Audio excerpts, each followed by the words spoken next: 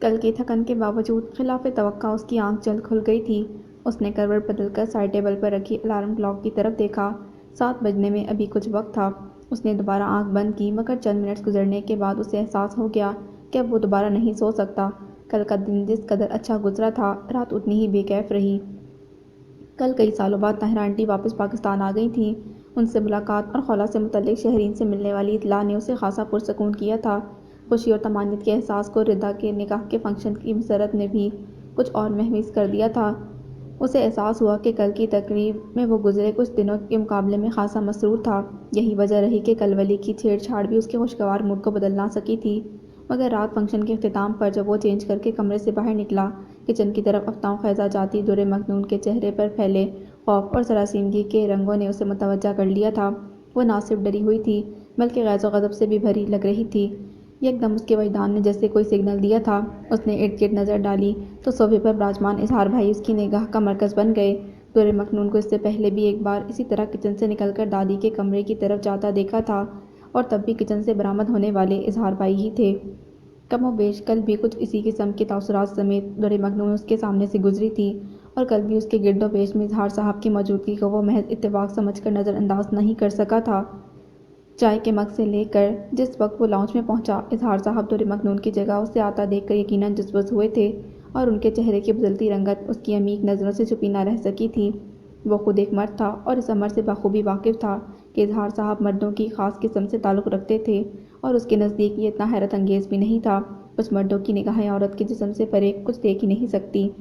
اپنے معاشرے میں ایسے لاتعداد حضرات سے اس کا سابقہ رہا تھا اور وہ جانتا تھا کہ ایسے مرد اپنے لیے عموماً اسی طرح کی ڈری سہمی عورتوں کو نظر میں رکھتے ہیں۔ اس طرح کی فطرت ان کے لیے آسان شکار ثابت ہوتی ہے، مگر ساتھ گھر تو بلی بھی چھوڑ دیتی ہے۔ اظہار بھائی سے کم از کم یہ امید نہ تھی کہ وہ اپنے ہی گھر میں لقب لگانا شروع کر دیں، گو کہ بحیثیت بہنوئی ان کی غیر اخلاقی حرکات اس کے لیے گھر سے باہر بھی کوئی پسندیدہ نہیں تھیں، مگر یہاں اس کے اپنے گھر میں اسے در حقیقت سخت تعصب ہوا تھا۔ چائے پینے کے دوران انہوں نے اسے ادھر ادھر کی ایک دو باتیں کی تھیں جس کا مختصر جواب دیتے وہ بمشکل اپنے موڈ پر قابو رکھ سکا تھا۔ اظہار صاحب کی دلچسپی تو یوں بھی درِ مکنون کے کمرے میں جانے کے بعد ختم ہو چکی تھی، لہٰذا وہ بمشکل چند منٹ ہی نیند اور تھکن کا بہانہ کر کے نیچے چل دیے تھے، مگر اس کے لیے سوچ کا ایک نیا در وا کر گئے تھے۔ آج اسے احساس ہو رہا تھا کہ آخر چچا جان کو درِ مکنون کی فکر کیوں راتوں جگاتی ہے۔ نہ وہ اس کی ذمہ داری تھی اور نہ ہی اس کے توسط اس گھر میں آئی تھی، پھر بھی وہ اس وقت سے لے کر نیند نہ آنے تک نہ چاہتے ہوئے بھی لامحالہ غیر ارادی طور پر اس کے متعلق سوچتا رہا تھا۔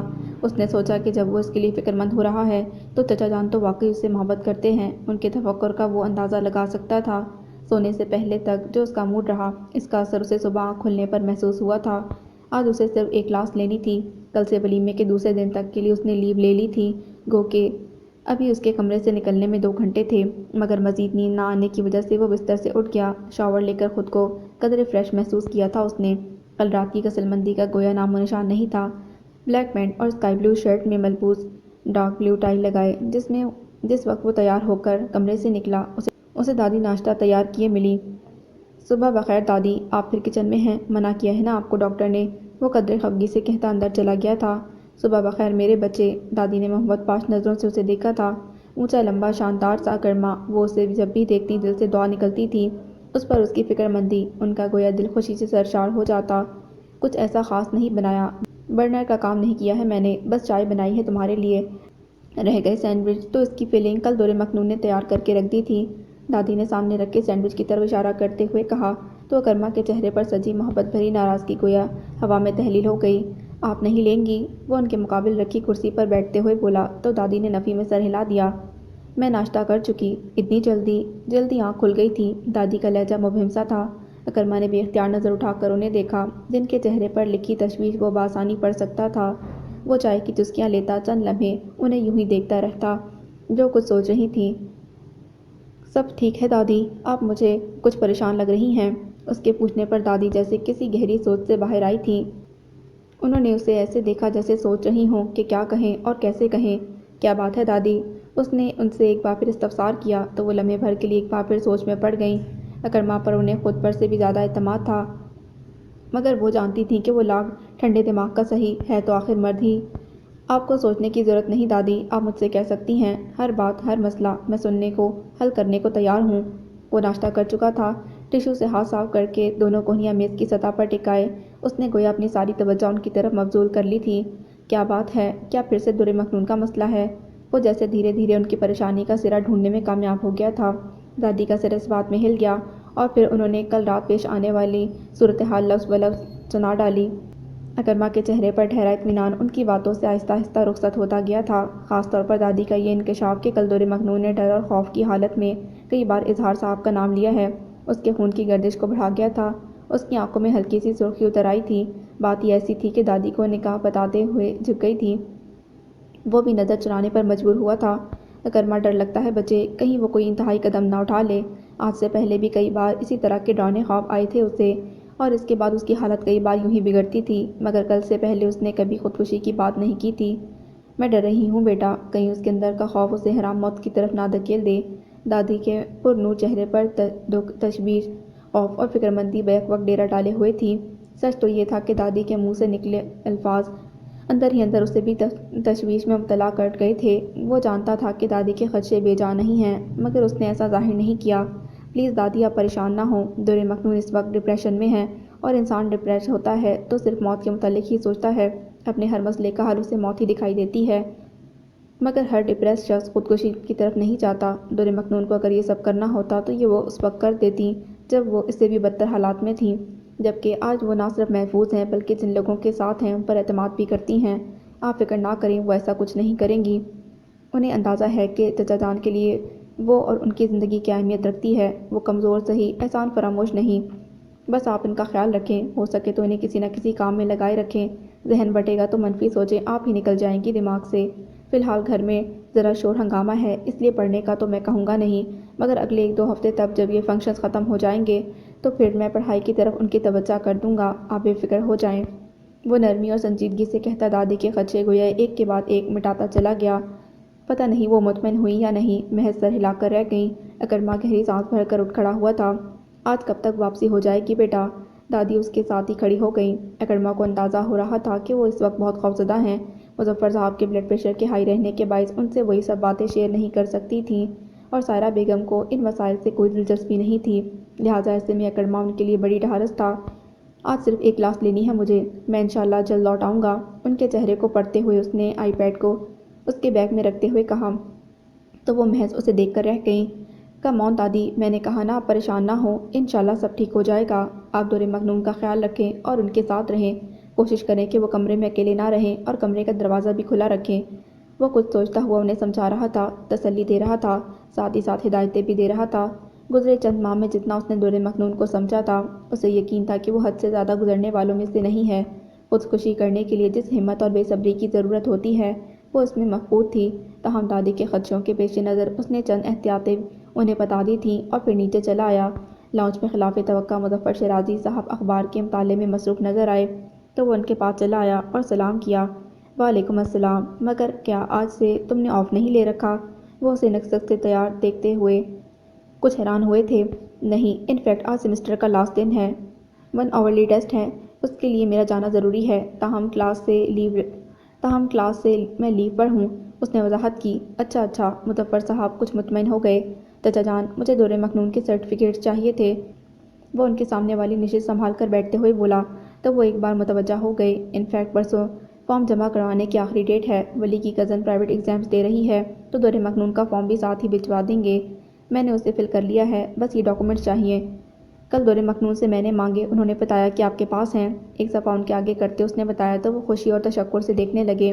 بالکل بیٹا، میرے ہی پاس ہیں، یہاں اسٹڈی میں رکھے ہیں، آؤ میں نکال دیتا ہوں تمہیں۔ وہ خوشی سے کہتے ہوئے مستعد ہوئے۔ اکرما ان کی تقلید میں اسٹڈی میں داخل ہوا تو مظفر صاحب کو اس لمبی چوڑی اسٹڈی کے بالکل کونے میں رکھی ایک الماری کو چابی سے کھولتے ہوئے پایا۔ یہ الماری غالباً پچھلے 2 سالوں میں خریدی گئی تھی۔ یہ اسٹڈی مظفر صاحب کے ذوق مطالعہ کا مظہر تھی۔ اردو اور انگریزی ادب کے علاوہ ان کے پاس روسی اور فرانسیسی ادب کی بھی مترجم کتب موجود تھیں۔ ایک طرف اسلامی کتب کا کلیکشن تھا جو بالخصوص دادی کا جمع کردہ تھا۔ اسٹڈی کے بیچوں بیچ لگی لکڑی کی منقش میز کے گلاس ٹاپ پر در مکنون کی کتابیں ترتیب سے رکھی ہوئی تھیں، کیونکہ آج کل اسٹڈی کا استعمال وہی کر رہی تھی، جبکہ سیف اپنے ہی کمرے میں پڑھنے کا عادی تھا۔ بائیں جانب بنا شیلف اکرما کی چارٹرڈ اکاؤنٹنسی کی کتابوں پر تھا۔ اکرما کی نظریں سرسری طور پر ادھر ادھر گھوم کر دوبارہ مظفر صاحب کی طرف اٹھ گئیں۔ وہ الماری کھول چکے تھے۔ اکرما قدم بڑھاتا ان کے پاس چلا آیا، جو کسی خیال میں الماری کھولے نچلے خانے میں ایک فائل نکال کر اسے کھولے کھڑے تھے۔ اکرما کو یکدم حیرت مچ ہوا تھا۔ وہ اوپر تلے 5 شیلفوں والی الماری تھی، جس کا ہر خانہ مختلف چھوٹی بڑی ٹرافیوں، کپوں اور شیلڈ سے سجا ہوا تھا۔ سب سے پہلے والے شیلف پر مختلف سرٹیفکیٹس اور فریمز رکھے گئے تھے، اور اس کے بعد نیچے ہر شیلف پر ٹرافیز اور کپ سجائے ہوئے تھے۔ تیسرے خانے میں کچھ میڈلز سرخ مخملی میڈل کیس کے اندر رکھے ہوئے تھے۔ یہ سب در مکنون کی کامیابی کی نشانیاں ہیں۔ اپنی پشت پر اس کی موجودگی محسوس کرتے مظفر صاحب نے بنا اس کی طرف دیکھے بڑی محبت سے کہا تھا۔ لہجے میں فخر اور انبساط تھا۔ کیا واقعی یہ سب در مکنون کے اچیومنٹس ہیں؟ سب پر زور دیتے ہوئے اس نے حیرت بھری متانت سے سوال کیا۔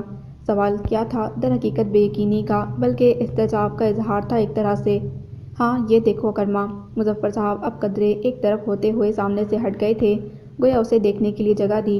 یہ سب میڈلز اور شیلڈز وہ فرسٹ اسٹینڈرڈ سے لے کر او لیول تک حاصل کرتی آئی ہے، اور یہ سرٹیفکیٹ دیکھ رہے ہو؟ انہوں نے پہلے شیلف میں سجے مختلف فریمز کی طرف اشارہ کیا۔ یہ اسے best debater of the year کا کانٹیسٹ جیتنے پر دیا گیا تھا، اور یہ وائس آف فریڈم، یہ provisional award for the best debater کا پرائز ہے۔ یہ انٹر سٹی کمپٹیشن کی فاتح ہونے پر حاصل ہوا تھا۔ یہ ڈیبیٹر آف دی پنجاب کے لیے۔ مظفر صاحب ایک کے بعد ایک شیلڈ اور ٹرافی ہاتھ میں لیتے اسے بتائے جا رہے تھے۔ ان کے لہجے کا جوش اور خوشی ایسی تھی جیسے اپنی اولاد کی کامیابی پر مسرت کے بے پایاں احساس کو چھو لینے والے باپ کا انداز ہوتا ہے۔ چہرے پر جوش کی سرخی تھی تو آنکھوں میں فخر کی چمک، جسے کرب کا اندھیرا بار بار دھندلا دیتا تھا۔ پھر فائل اس کے آگے کرتے ہوئے انہوں نے اس کی اکیڈمک کامیابیوں کی تفصیل بتانا شروع کر دی۔ اکرما کو حیرت اس امر پر تھی کہ وہ در مکنون جو اس گھر میں رہتی ہے، جو شیرازی ولا کا سب سے خاموش کردار ہے، وہ اپنے اسکول اور کالج کے دور میں سب سے بہترین مقررہ رہی تھی۔ وہ جسے ایک جملہ بولے گھنٹوں گزر جاتے ہیں، اگر کوئی اسے خود سے مخاطب نہ کرے تو شاید 2 دن بلکہ ہفتے، ممکن ہے مہینوں کسی سے ایک لفظ نہ بولے۔ وہ تقریری مقابلوں اور مباحثوں کی جان ہوا کرتی تھی۔ وہ در حقیقت بہت متاثر اور متعجب ہوا تھا۔ در مکنون نے بلا شبہ اسے مرعوب کیا تھا، تو دوسری طرف مظفر صاحب کے اندازے نے اسے چونکا دیا۔ در مکنون کے فرسٹ اسٹینڈرڈ کے رزلٹ سے لے کر ہر سال ملنے والی اسکالرشپ اور مختلف سالوں اور ایونٹس میں حاصل کی جانے والی اس کامیابیوں کی لسٹ انہیں گویا زبانی یاد تھی۔ وہ ہر چیز اکرما کے سامنے لاتے اس کی تفصیل کچھ اس انداز میں سنا رہے تھے کہ وہ متحیر ہوئے بنا نہ رہ سکا تھا۔ حیرت در مکنون کی ذہانت پر تھی تو تعجب مظفر صاحب کی انوالومنٹ پر بھی۔ مختلف اسناد ہاتھ میں لیتے ہوئے وہ کہہ رہے تھے۔ اکرما غور سے سننے لگا۔ در مکنون کا آئی کیو نارمل آئی کیو سے بہت اچھا ہے۔ اس کا اندازہ تو تم اس بات سے لگا سکتے ہو کہ اسے پرائمری اسکول کے ابتدائی سالوں میں 4 بار پروموٹ کیا گیا تھا۔ یہی وجہ ہے کہ جب وہ سیکنڈری اسکول میں آئی تو اپنے ساتھی فیلو سے عمر میں 3-4 سال چھوٹی تھی۔ اللہ نے اسے خوبصورتی اور ذہانت دونوں سے سرفراز کیا ہے۔ اس پر مزاج ایسا کہ ذرا بھی غرور یا فخر کا شائبہ تک نہیں اس میں۔ میں جب بھی لاہور جاتا تھا، زاہد مجھے در مکنون کی کامیابیوں کی تفصیل سناتا تھا اور میرا دل خوشی اور مسرت سے بھر جاتا۔ آخر کو وہ مسرت اور جوش سے کہتے یکدم وہ جیسے ٹھٹک سے گئے۔ انہوں نے بے ساختہ اکرما کی طرف دیکھا تھا، جو اس وقت استعجاب اور الجھن بھری نظروں سے انہی کو دیکھ رہا تھا۔ انہوں نے یکدم جملہ ادھورا چھوڑ دیا تھا۔ اکرما نے چند ثانیے رک کر ان کے دوبارہ بولنے کا انتظار کیا، مگر انہوں نے اچانک خود کو فائل میں مصروف کر لیا۔ انداز ایسا تھا جیسے اپنی ذرا دیر پہلے والی جذباتی کیفیت سے باہر آ گئے ہوں۔ اب وہ اکرما کو اس کے طلب کردہ اسناد بہت احتیاط کے ساتھ فولڈر سے نکال کر میز کے گلاس ٹاپ پر رکھے جا رہے تھے۔ دیکھ لو اکرما، بس یہی چاہیے تھے نا تمہیں؟ ذرا دیر بعد اپنے کام سے فراغت پاتے ہی انہوں نے اس سے پوچھا تھا۔ وہ سر ہلا کر ڈاکومنٹس ایک پتلی سی فائل میں لگانے لگا، جو مظفر صاحب نے پہلے ہی میز پر رکھ دی تھی۔ مظفر صاحب خاموشی سے پلٹ کر الماری میں فولڈر رکھنے لگے تھے، اور دروازہ بند کرنے سے پہلے اندر کونے میں رکھے چھوٹے سے ڈسٹر سے سب چیزوں پر جمی نادیدہ گرد صاف کرنے کے بعد انہوں نے الماری کو لاک کر دیا۔ اکرما نے یہ کارروائی بہت خاموشی سے دیکھی۔ مظفر صاحب پلٹے تو اسے اپنی جانب دیکھتا پایا۔ کیا ہوا؟ کیا سوچ رہے ہو تم؟ یہی کہ در مکنون بہت ذہین لڑکی ہے۔ ایسا آئی کیو لیول اور ذہانت اس طرح ضائع ہونے کے لیے نہیں ہے۔ وہ گہرے لہجے میں پرسوچ انداز میں کہہ رہا تھا۔ میں جانتا ہوں بیٹا، تبھی تو اس کی اسٹڈیز کے لیے اس قدر کوشاں رہا، مگر جب وہ بالکل ہی مٹی کا بت بن گئی تو مایوس ہو کر اس کی شادی کی بابت سوچنے لگا، بلکہ کئی جگہ بات بھی چلائی، مگر اس کے ساتھ ہونے والے ثانیہ کا سن کر سب پیچھے ہٹ گئے۔ ان کی آنکھیں آزردگی کا گہرا تاثر دے رہی تھیں۔ ذرا دیر پہلے وہ دل شوق اور محبت سے اس کی کامیابیوں کا ذکر کر رہے تھے، اور اب اس کا دکھ جیسے ان کے وجود کا احاطہ کر گیا تھا۔ مگر اب مجھے امید ہے کہ وہ دھیرے دھیرے زندگی کی طرف آ رہی ہے۔ میں نے کل اسے اپنی فرینڈ کے ساتھ بہت عرصے بعد مسکراتے دیکھا ہے۔ یقین کرو کرما، دل کو بڑا سکون ملا۔ ایسا لگا شاید میں اپنے مرحوم دوست سے کیے ہوئے وعدے کو پورا کرنے میں کامیاب ہو جاؤں گا۔ دور مکنون کی خوشی اور اس کا مستقبل مجھے اب ہر شے سے زیادہ عزیز ہے۔ خود کو دل گرفتگی سے نکالتے ہوئے وہ اب یقین اور خوشگمانی سے کہہ رہے تھے، مجھے اندازہ ہے چچا جان۔ وہ محض اتنا ہی کہہ سکا، کاش تمہیں اندازہ ہوتا میرے بیٹے، مگر تم ہی کیا، کسی کو بھی اندازہ نہیں کہ یہ بچی میرے لیے کیا ہے۔ مظفر صاحب نے گہری سانس بھر کر یاسیس سے سوچا، پھر یوں ہی سر جھٹک کر اس کی طرف دیکھا جو کلائی پر بندھی رسٹ وال پر نظر دوڑا رہا تھا۔ چلو خیر، تم اب جاؤ، تمہیں کہیں دیر نہ ہو رہی ہو؟ جی بس اب میں نکلتا ہوں، راستے میں یہ پیپرز ولی کے گھر ڈراپ کرتے جانا ہے، اسی لیے اچھا ہے کہ 15-20 منٹ پہلے ہی نکل جاؤں۔ اور آسانیت سے کہتا باہر نکلا تو مظفر صاحب بھی پیچھے چلے آئے۔ اظہار صاحب اور زارا بچوں سمیت لاؤنج میں موجود تھے، جنہیں دیکھ کر اس کے ماتھے کی رگیں تن گئی تھیں۔ ارے بھائی، تم لوگ صبح صبح کہاں چلے؟ وہ بے دلی سے اظہار صاحب کو سلام کر کے جانے کے لیے مڑا تھا جب مظفر صاحب نے ان سے سوال کیا تھا، ان فیکٹ پاپا اجی کا کزن جس کا پچھلے ہفتے ایکسیڈنٹ ہوا تھا نا، وہ ماشاءاللہ سے صحت یاب ہو کر گھر لوٹ آیا ہے۔ بس اسی سلسلے میں آغا جان نے ایک پارٹی رکھی ہے، اس میں شرکت کرنا ہے۔ وہ تو کل ہی بلا رہے تھے، مگر ردا کے فنکشن کے باعث ہم مینج نہیں کر سکے، لہٰذا آج صبح صبح پہنچنا ضروری ہے۔ زارا نے والد کے سوال کا جواب تفصیل سے دیا۔ آغا جان سے واقف تھے مظفر صاحب، لہٰذا سر ہلا کر خوش دلی سے ان کو جانے کی اجازت دی۔ چلو اچھا ہے، آپ لوگ جاؤ اور انجوائے کرو، میرا سلام بھی کہنا انہیں۔ وہ وزرداری سے کہتے انہیں دروازے تک چھوڑنے آئے تھے۔ اکرما نے ساتھ چلتے یہ اطلاع سنی تو لاشعوری طور پر سکون سا محسوس کیا، گویا اظہار صاحب آج پورا دن شیرازی ولا سے باہر تھے، یعنی در مکنون کو سکون اور آزادی حاصل تھی۔ کم از کم آج کا سارا دن وہ اطمینان سے گزار سکتی تھی۔ ایسی بہت سی سوچوں سمیت وہ اس کا فارم ولی کو اس کے گیٹ پر ہی پکڑا کر انسٹیٹیوٹ چلا آیا۔ پھر وہاں چند گھنٹے گزار کر جس وقت وہ گھر واپس پہنچا، ابھی 12 بھی نہیں بجے تھے۔ وہ سیدھا اوپر آیا تھا، دادی اسے لاؤنج میں بیٹھی مل گئی تھیں۔ در مکنون ان کے سر میں تیل ڈال کر مساج کر رہی تھی۔ اس کے پورے وجود پر خاموشی کے بادل چھائے ہوئے تھے، حتیٰ کہ سیڑھیاں چڑھ کر اوپر آتے اکرما کی گہری نظریں بھی اسے متوجہ نہ کر سکیں۔ وہ اسی طرح کسی گہری سوچ میں کھوئی نرم نرم انگلیاں دادی کے سر میں گھما رہی تھی۔ اکرما نے غیر محسوس طور پر سکون کا سانس لیا اور دادی سے آنکھوں ہی آنکھوں میں کچھ پوچھا تو وہ اشارے سے اسے مطمئن کر گئیں۔ اس کے نہ کرنے کے باوجود آسماء نے فزیو تھراپی کرائے بغیر اسے میمونہ بیگم کی طرف جانے نہیں دیا تھا۔ شاور لے کر فریش ہونے کے بعد اس نے قدرے اہتمام سے تیاری کی اور وقت سے پہلے ہی نکل آیا، کیونکہ صبح سے میمونہ بیگم کے علاوہ عینی اور آغا جان کے بھی کئی بار فون آ چکے تھے۔ طارق کی کال اس نے موبائل پر ریسیو کی تو چارہ کار نہ پاتے ہوئے ادھر آنا ہی پڑا۔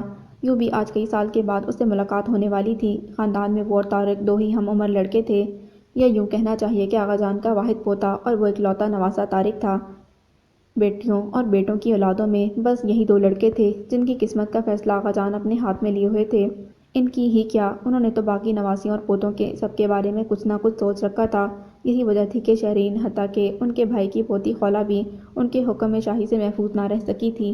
انصاری خاندان کے اب سرکردہ بزرگ وہی تھے، وہ اور اپنے خاندان کے بہتر مستقبل کے لیے انہوں نے جو ٹھیک سمجھا وہی کیا۔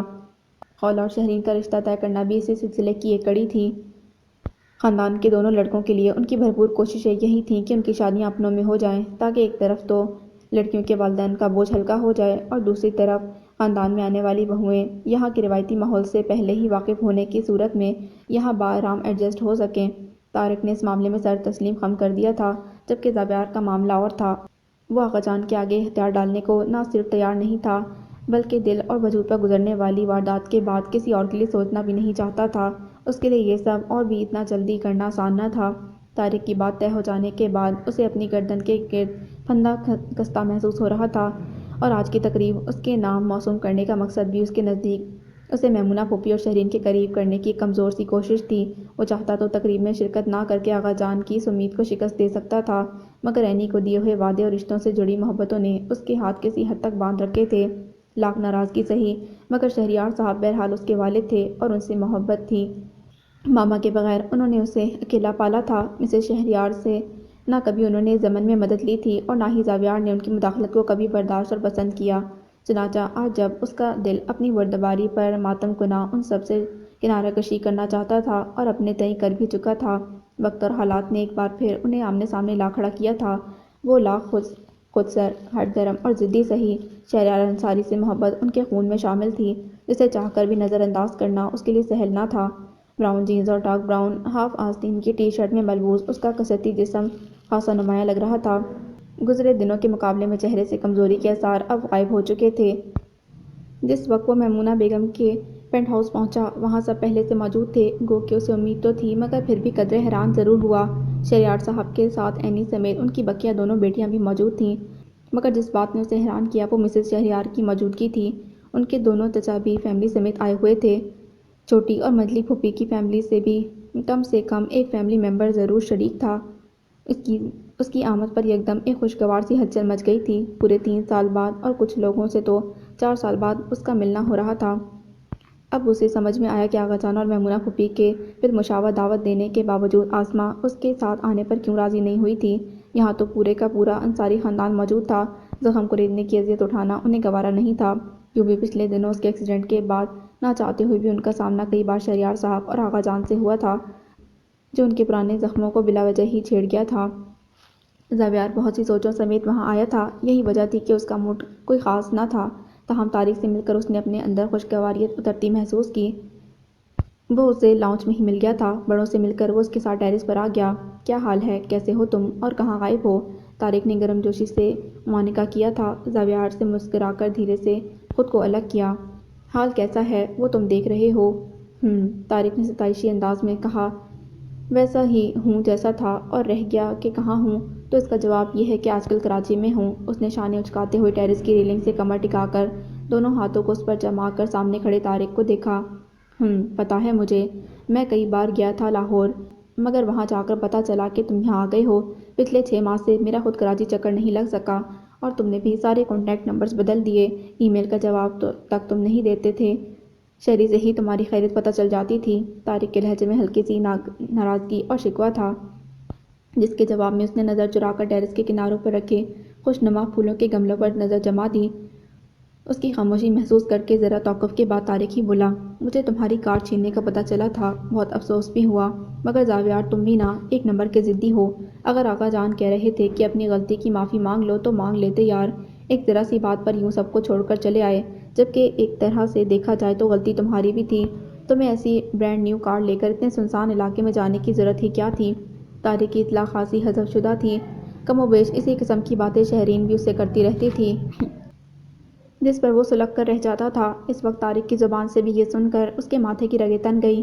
ایک تناؤ یکدم اس کے چہرے پر آن رکا۔ میرے اور آقا جان کے بیچ اختلافات معافی پر نہیں بلکہ تلافی پر تھے، مگر تم نہیں سمجھو گے، لہٰذا اس ٹاپک کو چھوڑ دو، قدرے برہمی سے کہتے اس نے قصے کو تہ کرنا چاہا تھا۔ طارق نے بغور اس کے چہرے کو پڑھا، جس پر تناؤ کی جگہ طیش اور ضبط کے رنگ بیک بک براجمان ہو گئے تھے۔ کیوں چھوڑ دوں؟ تم مجھے بتاؤ، میں ضرور سمجھوں گا۔ ٹیل می، تمہارے اور آغا جان کے بیچ کس بات پر جھگڑا ہوا؟ کیوں انہوں نے تمہیں بتایا نہیں؟ اس کا لہجہ طنزیہ اور ناگواری کی حد تک تلخ تھا، جسے طارق نے رسانیت سے سہا۔ ہاں بتایا تھا، مگر اتنا کہ تم نے ان کار لفٹرز کو پہچان لیا تھا اور ان کے خلاف ایکشن لینا چاہتے تھے۔ طارق مرزا کا رسان بھرا لہجہ اسے ٹھنڈا کرنے کی کوشش تھی۔ ہاں تو اس میں کیا غلط تھا؟ وہ بری طرح بھڑکا۔ بات غلط یا صحیح کی نہیں ہے زاویار، تمہیں اچھی طرح پتہ ہے نا کہ وہ چودھری شوکت زمان کے آدمی تھے، کتنا انفلوئنشل بندہ ہے وہ۔ آغا جان کا خیال ٹھیک تھا کہ اسے جھگڑا مول لینا صحیح نہیں، آدھا شہر اس کے ہاتھوں عاجز ہے، مگر ایک بڑی سیاسی پارٹی کا ممبر ہے وہ، اسی لیے اس پر کوئی ہاتھ نہیں ڈالتا۔ طارق اسے تحمل سے سمجھانے لگا۔ زاویار نے تعجب آمیز ملامتی نظروں سے اسے گھورا۔ تم ایک فوجی ہو کر ایسی باتیں کر رہے ہو طارق، کیا تمہیں یہ زیب دیتا ہے کہ تم اس طرح سوچو؟ تم پر خاصا زور دے کر اس نے گویا ملامت کی، مگر طارق کے انداز میں کوئی تبدیلی نہ آئی۔ وہ ہنوز اسی رسانیت سے بولا، کم آن زاویار، ٹرائی ٹو انڈرسٹینڈ یار، میں کسی جنگ کے میدان میں نہیں کھڑا کہ بہادری دکھا کر میڈل وصول کروں، اور نہ ہی تم کوئی فوجی ہو کہ شہادت کا درجہ حاصل کرنے کے لیے دشمن کے کیمپ میں بم باندھ کر جاؤ گے تو تمہیں خراج تحسین پیش کیا جائے گا۔ یہ پریکٹیکل لائف ہے میرے بھائی، یہاں سوچ سمجھ کر فیصلے کرنے پڑتے ہیں۔ آغا جان نے ٹھیک کیا، جس گھر میں بیٹیاں ہوتی ہیں نا، انہیں دروازے بند رکھنے پڑتے ہیں، جان اور مال سے زیادہ عزت اہم ہوتی ہے، اسی لیے مال قربان کرنا کچھ مہنگا سودا نہیں۔ طارق کا انداز مدلل اور لہجہ مستحکم تھا۔ عزت صرف اپنی ہی نہیں ہوتی، دوسرے کی عزت بھی عزت ہوتی ہے، پرائی بیٹی بھی بیٹی ہوتی ہے، اس کی عصمت بھی اتنی ہی قیمتی ہوتی ہے جتنی کہ اپنی بیٹی کی عصمت، مگر خود غرضی انسانیت اور اخلاقیات سب کو کھا جاتی ہے۔ وہ کہیں کھو گیا تھا۔ طارق کو اس کے چہرے اور آنکھوں میں کرب اور رنج کی ایک ایسی کیفیت نظر آئی کہ لمحے بھر کے لیے وہ دنگ رہ گیا۔ محض ایک کار کے لیے تو کوئی اتنا دکھی بھی ہو سکتا ہے زاویار، ایسا میں نے آج پہلی بار دیکھا ہے۔ طارق اپنے تحیر کا اظہار برملا اور بے اختیار کر گیا تھا۔ زاویار نے اسے چونک کر دیکھا اور اس کی بات سمجھ کر تاثر سے مسکرا دیا۔ بات انصاف اور حق کی ہے طارق، میں نے آغا جان سے حق اور انصاف کے لیے مدد چاہی تھی، مگر خیر، ہر شخص اپنے ظرف کے مطابق عمل کرتا ہے۔ میری غلطی ہے کہ میں نے آغا جان کے ظرف کی پیمائش کرنے میں بے احتیاطی سے کام لیا، اور بے احتیاطی کے نتیجے کبھی کبھی عظیم نقصانات کی شکل میں سامنے آتے ہیں، اور جب نقصان میرا ہوا تو خسارہ ان کے حصے میں بھی تو آئے گا نا۔ سرد لہجے میں بولتا زاویار۔ طارق مرزا کو یکدم کوئی اور ہی لگا۔ Any way leave this topic, اس راکھ کے ڈھیر کو کریدو گے نا تو ناحق اپنا ہی ہاتھ جلاؤ گے، بیزاری اور ناگواری سے کہتے ہوئے اس نے لمحے بھر کے لیے سر جھٹکا۔ طارق نے کچھ کہنا چاہا کہ اس نے ہاتھ اونچا کر کے اسے کچھ کہنے سے یکدم روک دیا اور سگریٹ نکال کر لبوں میں دبا لی۔ میں نے کہا نا، جسٹ لیو اٹ۔ اس کا انداز حتمی تھا، پھر بمشکل وہ اپنے لبوں پر بھولی بھٹکی مسکراہٹ لانے میں کامیاب ہو سکا، مگر اس تبسم نے رنج کی کیفیت کو کچھ اور عیاں کیا تھا۔ آج تمہارے لیے ایک بڑا دن ہے طارق، خوشی کا موقع ہے، لہٰذا کچھ اپنی کہو، کچھ دل کی سناؤ۔ جیب سے لائٹر نکال کر اس نے سگریٹ سلگا لیا تھا۔ طارق کچھ دیر اسے یوں ہی دیکھتا رہا۔ اس کے تیور مزید کچھ سننے والے ہرگز نہ تھے، لہٰذا بادلِ ناخواستہ اس نے کندھے ہلکے سے جھٹکے، گویا اس موضوع کی گرد کو جھاڑا۔ کیا کہوں، کیا سناؤں، سب کچھ اتنی جلدی میں ہوا کہ میری فیلنگز فی الحال فریز سی ہو گئی ہیں۔ اس کا سوال ایسا تھا کہ طارق کے چہرے پر سنجیدگی، تفکر اور تشویش کی جگہ یکدم نرم نرم سجل سجل سے احساسات ابھر آئے۔ اس کے لبوں کی تراش میں مدھم سی مسکراہٹ تھی، اپنے جملے کے متن کے برعکس اس کی آنکھوں سے سرگوشی کی کیفیت جھلک رہی تھی۔ زاویار انصاری کے دل کو کسی نمی بھرے احساس نے چھوا۔ لگتا تو نہیں ہے، وہ ملال آمیز مسکراہٹ سمیت بولا، جس کے جواب میں طارق ہولے سے ہنس پڑا۔ پھر کچھ دیر وہ اس سے زندگی میں آنے والے اس نئے رخ کے بارے میں بات کرتا رہا، اور زاویار کو یہ جاننے میں دیر نہیں لگی کہ طارق مرزا جذبوں کی سرزمین پر قدم دھر چکا ہے۔ گو کہ کبھی وہ اپنی کولیگ کے لیے سوچا کرتا تھا، مگر تھا پریکٹیکل آدمی، جب یہ حالات سے سمجھوتہ کر لیا تھا اس نے۔ میری تو خوب سن لی، اب ذرا اپنی کہو، تم آخر کیوں اس خوبصورت زنجیر سے بندھنا نہیں چاہتے؟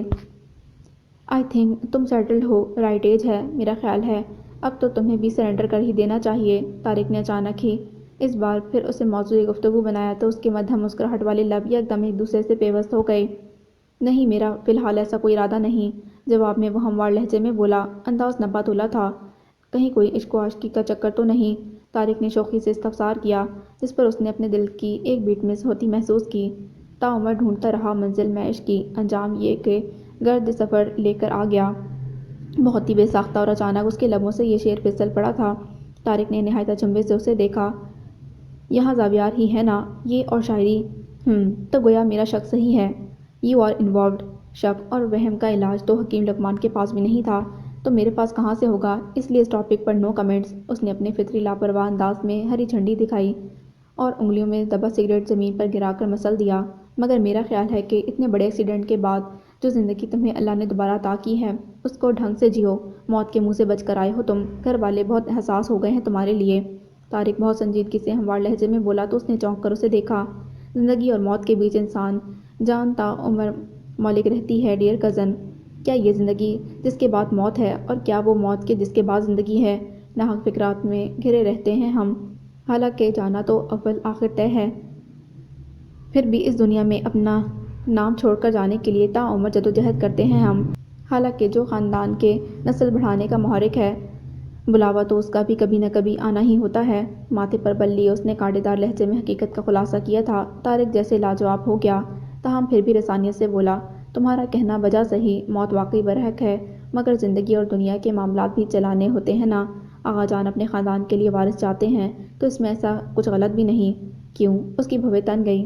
ایسی کون سی سلطنت یا امپائر چھوڑے جا رہے ہیں کہ اس کا وارث ہونا ضروری ہے؟ اور پھر کیا یہ لازمی ہے کہ میں صرف بیٹوں کا ہی باپ بنوں گا؟ اگر بیٹیاں ہی ہوئیں تو کیا ہوگا؟ یا پھر یہ بھی تو ہو سکتا ہے کہ میں بے اولاد رہوں؟ وہ سواکی کی حد تک صاف گو تھا۔ طارق اس کی بے لاگ تبصرے کے آگے گنگ سا رہ گیا۔ آغا جان کے اپنے دو بیٹے نرینہ اولاد سے محروم ہیں۔ آغا جان کے اپنے دو بیٹے نرینہ اولاد سے محروم ہیں تو کیا مسٹر شہریار انصاری کے بیٹے کے ساتھ ایسا نہیں ہو سکتا؟ استہزائیہ سے کہتا وہ طارق کو نہ صرف متعجب بلکہ قدرے پریشان کر گیا۔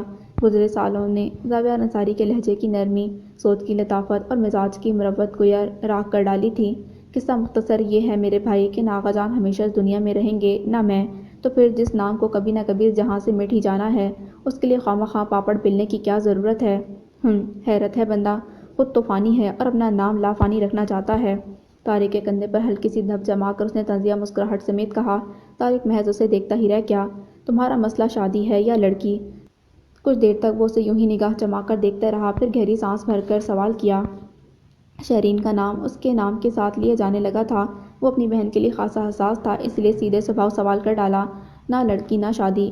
وہاں سے برجستہ جواب آیا تھا۔ میرا مسئلہ یہ زبردستی ہے جو مجھے کسی طور بھی قبول نہیں، اور یہ بات میں انہیں کئی بار بتا چکا ہوں، اور مجھے نہیں سمجھ آتا کہ دنیا کی کس زبان میں ان سے بات کروں وہ اسے سمجھ سکیں۔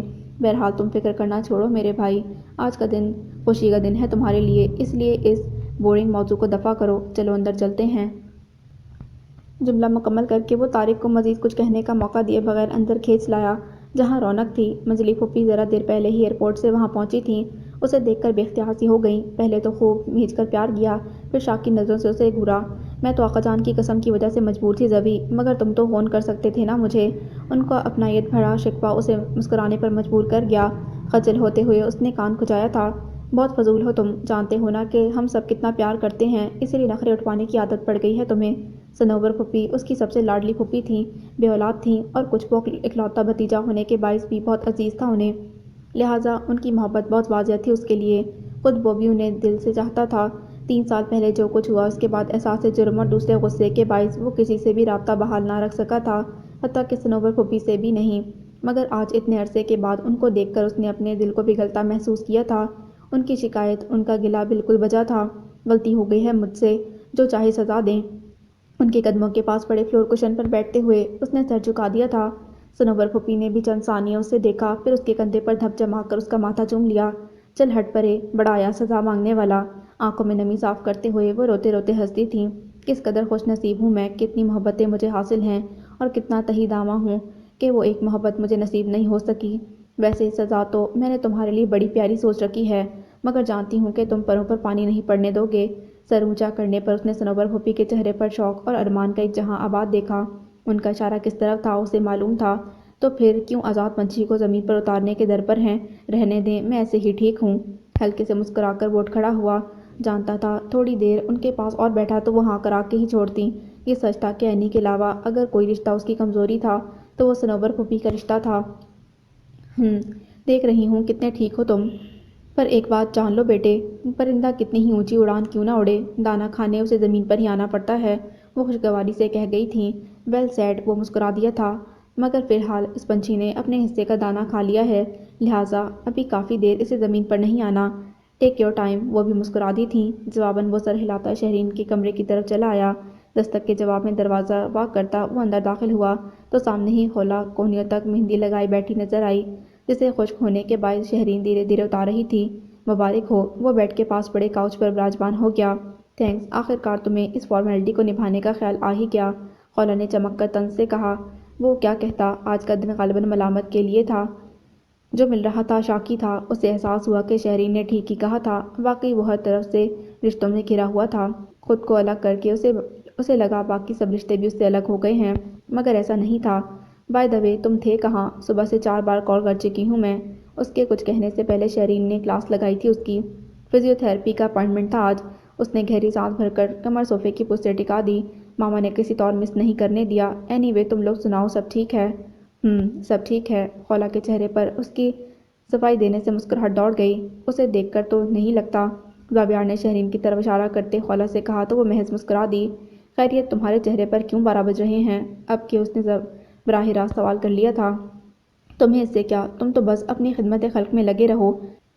کل بھی کوئی 10 بار فون کیا تھا تمہیں میں نے، مگر آپ صاحب بہادر جانے کہاں اڑے اڑے پھر رہے تھے، اور یہاں میرا خون پانی ہو گیا۔ مگر یہ آغا جان بھی نہ، بس۔ شہرین یک دم پھٹ پڑی تھی۔ زابیار نے ماتھے پر شکنے لیے اسے دیکھا اور سنا، مگر پلے کچھ نہیں پڑا۔ اب اس فضول گفتگو کی تشریح کرو گی تم؟ چپ کرو تم، وہ چلا گئی تھی، پھر تنک کر بولی۔